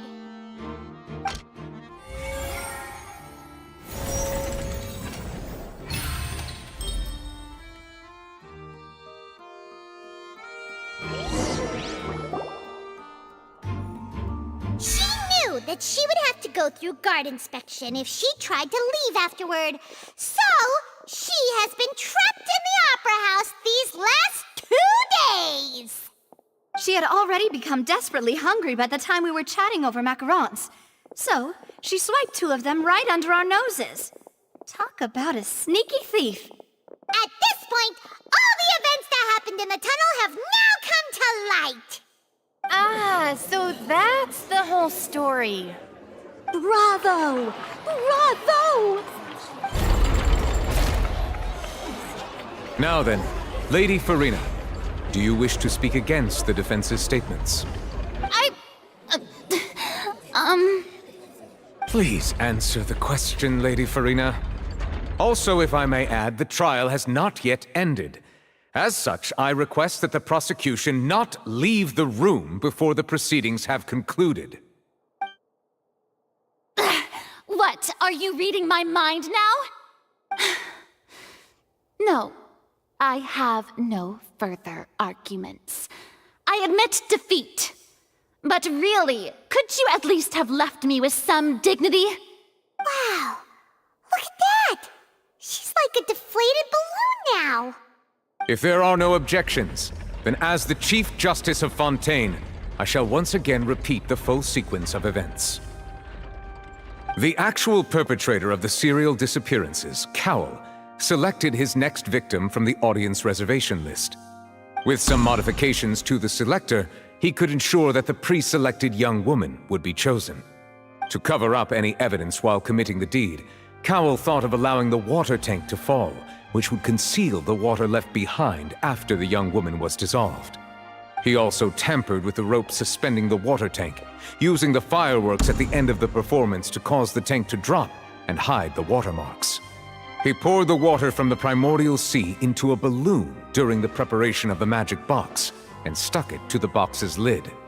Finally, he passed the prepared hook on a rope through the gap in the magic box's door when bringing the young woman to said box. When the magic trick officially began, the box containing the woman was lowered into the tunnel, tightening the hook rope and bursting the balloon containing the water. If all had gone to plan, the young woman would be dissolved at this time.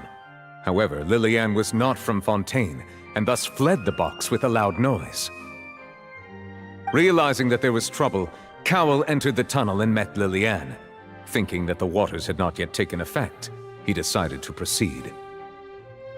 However, his opponent was more capable than he thought, and he was overcome, knocked unconscious, and placed into the magic box, and thus became his own final victim. Lillian, according to her own statements, then changed clothes and hid until the performance ended, before hiding in other parts of the opera house. As for Linny, he was in the underground structures within the opera house, and was thus ignorant of these happenings. From this reconstruction of events, we can conclude that Linny, the accused, is in fact innocent. While there is much in Linny and Lillian's conduct that should still be investigated separately, this case, at least, can be handed over to the Oratrice to make the final decision.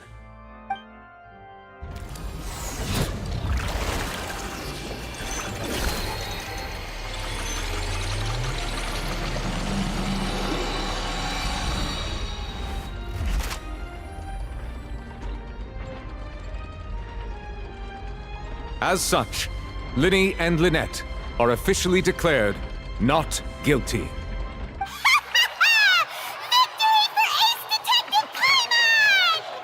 Great work, partners. Thank you all. Thank you so much.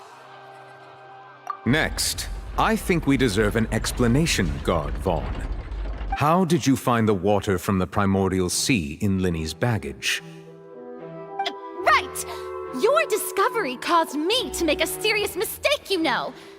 Or was that not a discovery, but false evidence that you dared to bring before this court? I suspect that the accomplice mentioned in Cowell's notes was not Linny, but you, yes?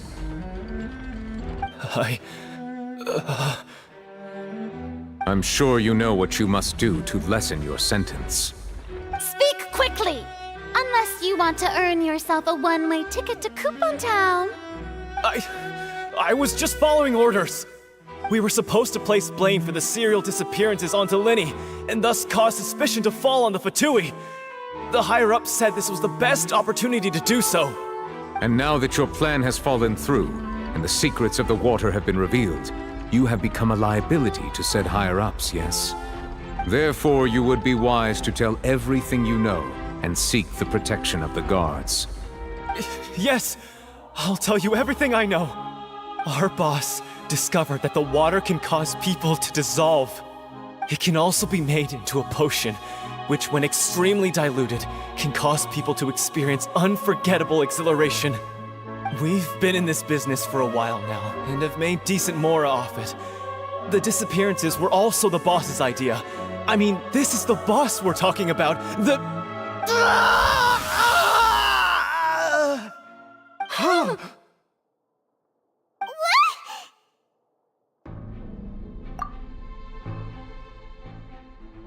And now he can no longer talk. Such ruthlessness. I shouldn't have expected any less of them. An outrageous act. All present, please submit to inspection immediately.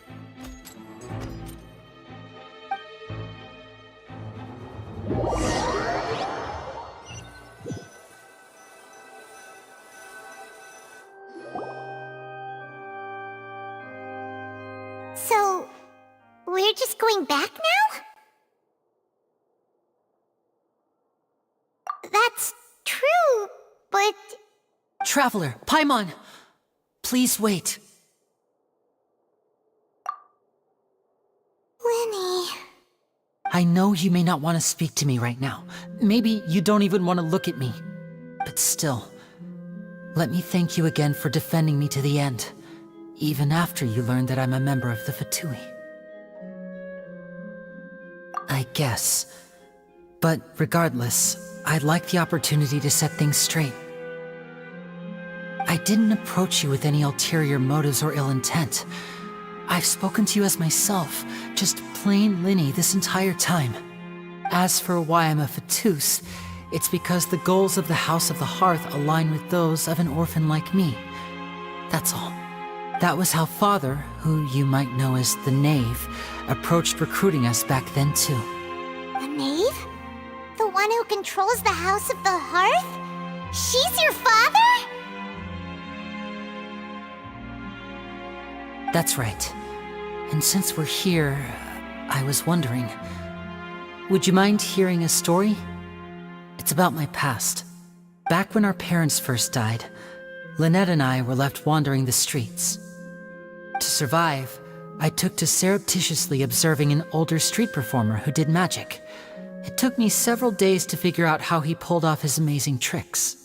I took my sister through several streets until we found a crowded corner, and we began to perform magic tricks there. To my surprise, we proved to be pretty popular, and we could at least stop worrying about where our next meal would come from for a time. But I didn't want my sister to remain a street rat together with me forever. Before long, an aristocrat came to me and claimed that he wished to take us in after watching my performances. So you went from orphans to nobility just like that? That was how we felt at first too. As if fate was on our side and we could say goodbye to those painful days. But I gradually discovered that while we were called foster children, he was really after my talent for magic tricks. He would constantly take me to all sorts of banquets to garner attention, which he would then use to expand his social circles. That doesn't seem too bad either. Better than roaming the streets at any rate. It took a while for me to realize just how dark his heart really was. After one particular performance at a banquet, I discovered that Lynette was not on the same return vehicle as me. I waited a long time after we returned home, but she did not come back. I went to that noble's bedroom and asked him about her whereabouts. The answer he gave me was, she caught the eye of the most eminent person at the banquet, so I sent her over as a gift. I mean, you'll be able to perform your magic regardless of who your assistant is, yes? Oh no. So he was gonna... But wouldn't Fontaine's laws deal with such people? As far as outsiders are concerned, this is a relationship akin to adoption or foster care, and they have their ways of escaping the eye of the law. I managed to ferret out the location of the mansion of that so-called eminent person and hurried through the night. But by the time I leaped over the walls, avoided the guards, and made my way in, all I saw was the moonlit ground covered in blood, and the knave standing there in the darkness. So, she'd already taken care of that guy. That's right. She had rescued my sister before she could come to any harm, and had even discovered several girls hidden in a basement, all of them orphans. Father, I mean, the knave, might have seen something in me, and so she made me an offer. The House of the Hearth welcomes you, for your interests align with ours. Here, none will ever betray you. Indeed, betrayal shall never be permitted here.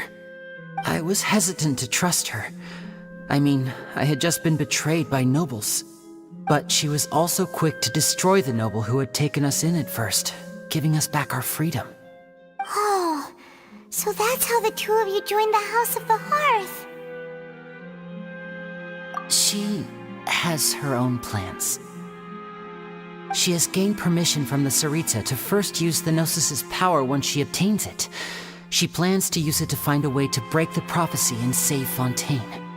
So, she believes in that prophecy too? That's right.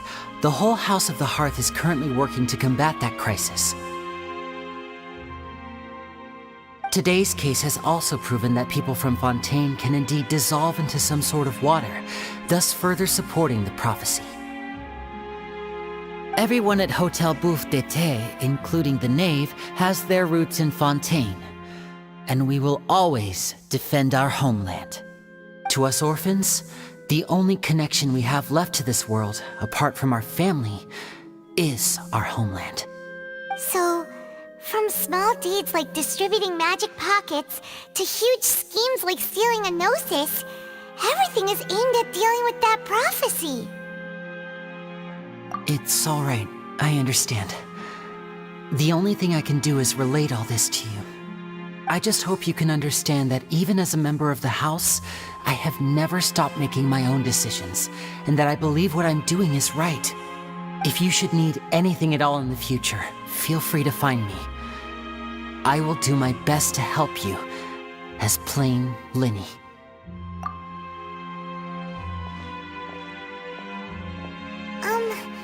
Bye, Linny!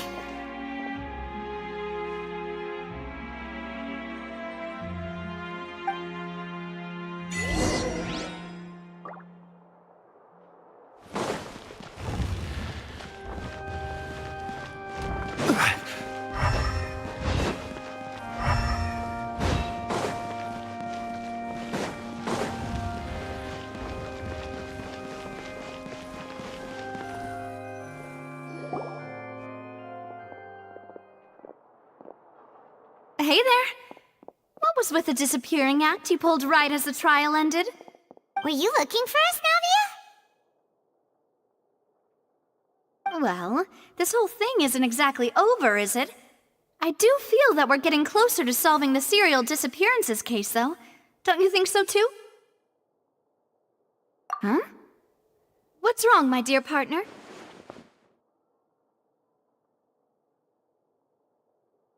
Besides, are you sure we're the ones who can crack a case that's been cold for decades now? And given that there's new evidence from the trial, there should be a trail of breadcrumbs for the Hydro Archon's people to follow now, right? Ah. I see. Well, I won't lie. I'm a little shocked to hear that from you. But I suppose you are just travelers who have only arrived in Fontaine after all. Sorry. I might have been too presumptuous. Don't say that, Navia. Ah, and we were having so much fun investigating with you, too. It was like having new waters flowing into a stagnant mire, causing new hope to spring forth, and the reflection in the murk to become clearer. Sorry about that. I'm a bit prone to nostalgia. Don't mind me. Wait, shall we have a farewell meal? You know, to commemorate our time as partners? Huh? Do we really need to get that formal? Well, guess you really did treat us as partners, huh? Well, I'd just like to have a proper ending to every important memory. That way there are no regrets later. Anyway, it would just be a meal, so it shouldn't take up too much of your time. You don't have to twist Paimon's arm. If Boss Navi is treating, count Paimon in! Oh, wonderful. In that case, why don't we return to the court of Fontaine and head to the Hotel de Boer? I believe we'll make it just in time for dinner. All right then, let's have our farewell meal.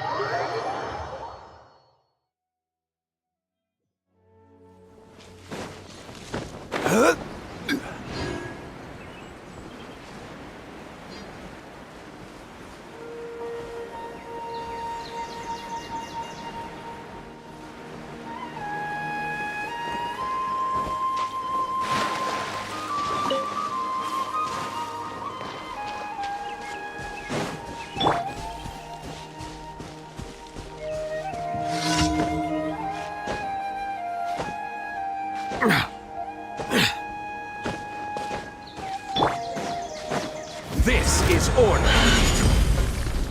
Gather! I see everything. Bow your head.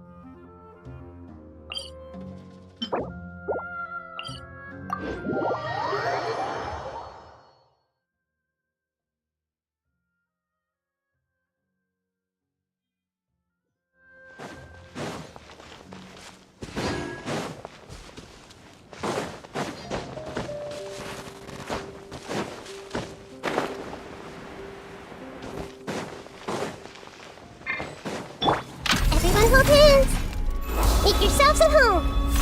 Commit it to memory. Be sanctified.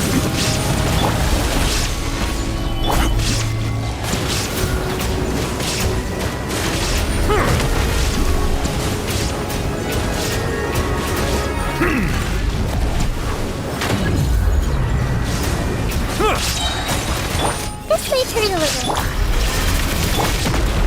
Solidified. Settled down.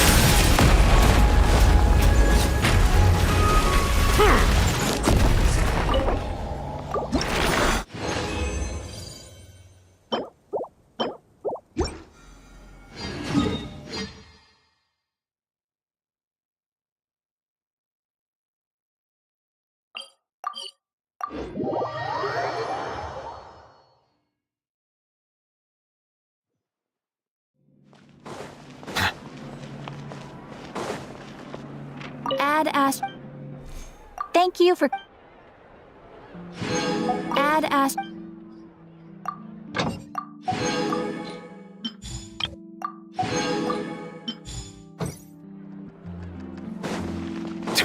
Add Ash.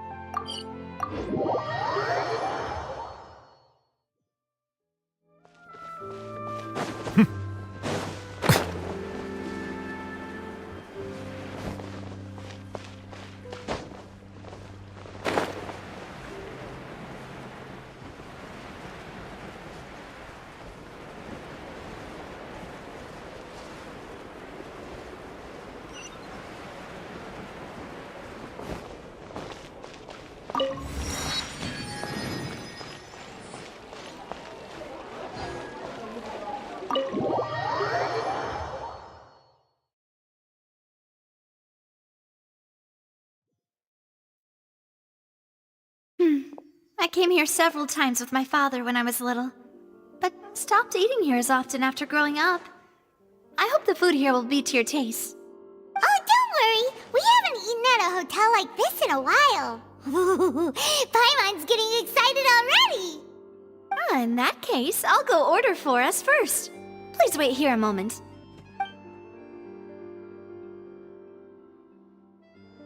Ooh, everything looks so good. People in Fontaine sure know how to enjoy life. Why, of course. Go ahead, try whatever you like. If the food's good, I'll make a group reservation for the rest of Spina di Rosula next time. And if it's not? Well, then I'll still bring everyone. Albeit with only one dish per table. You, sure have your own way of doing things. Oh, we called this a farewell meal, but we could also treat it like a victory feast, right? We did just win that case after all. Oh, true. Very true. In that case, boss, we'll have another 2 dishes. Huh? Paimon didn't mean that you had to order even more food.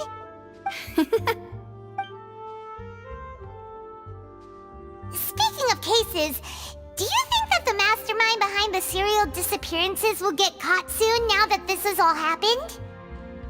Well, we've certainly taken a big step forward, but I feel that's about it. We know that there's an organization that means to dissolve these young women, but we still don't know what they are really after. If it hadn't happened right in front of us, Paimon wouldn't have ever believed that a person could be dissolved like that. Right?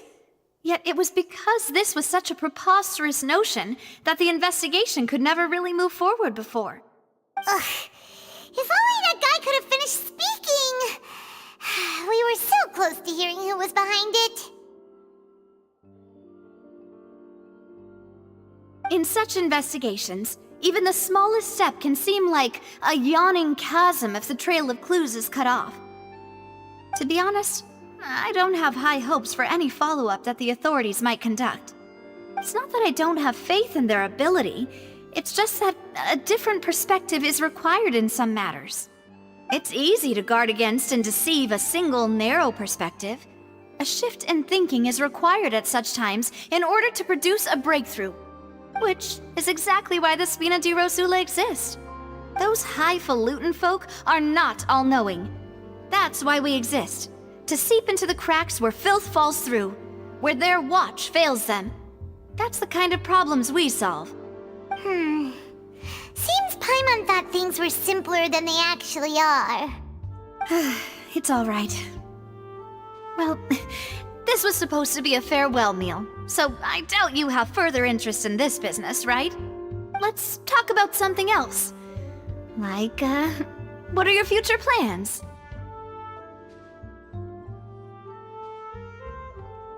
That's true. We didn't have a chance to speak to her after the trial ended.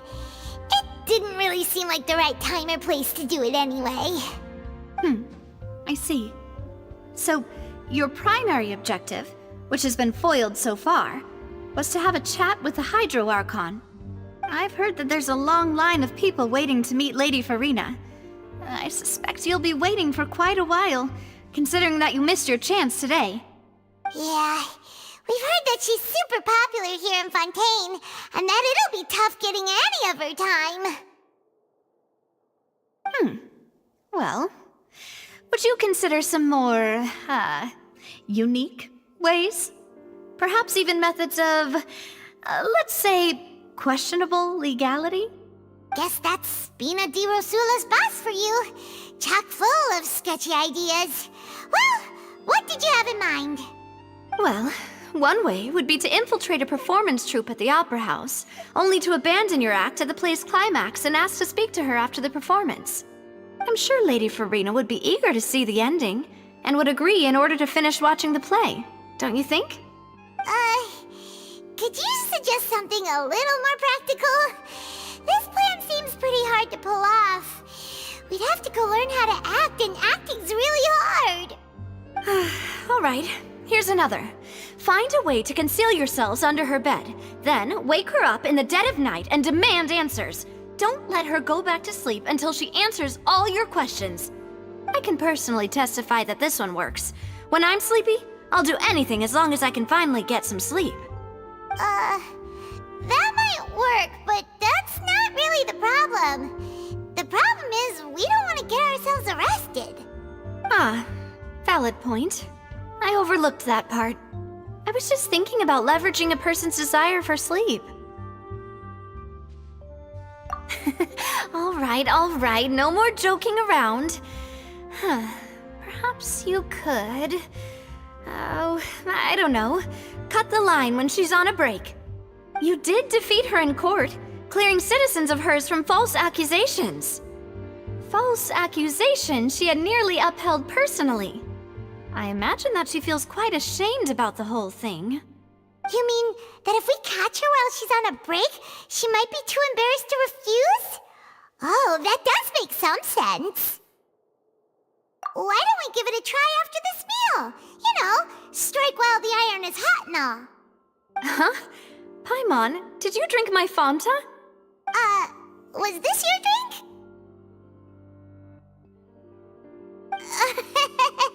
Sorry about that. Paimon wasn't really paying attention and the cup was right next to Paimon. Would you like to order another? No, it's fine. We're just about done here. Alright. Honestly, Paimon wouldn't recommend Fonta anyway. It tastes kind of salty and icky. Is that so? Huh. Well, In that case, we'll have to blacklist the Fonta here then. If we're all finished eating, then I'll go pay. Yeah, we're stuffed. Thanks for the treat, Navia.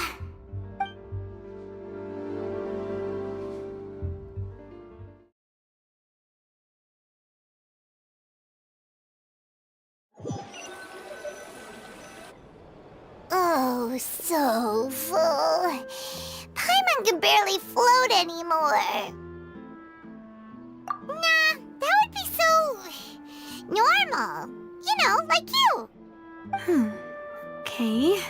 As for expenses this month, we're left with... Hey, Navia! What are you doing over there? Oh, nothing. It was just a meal, you know?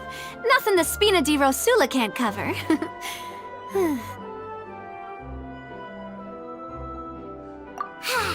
Let's get ready to try to meet the Hydro Archon again. Bye, Navia! So this is goodbye, huh? Well, if you do encounter any other trouble in Fontaine, you're always welcome to contact the Spina di Rosula. I'll give your request the highest priority. In any case, I wish you smooth sailing. I'll see you again, partner. See ya!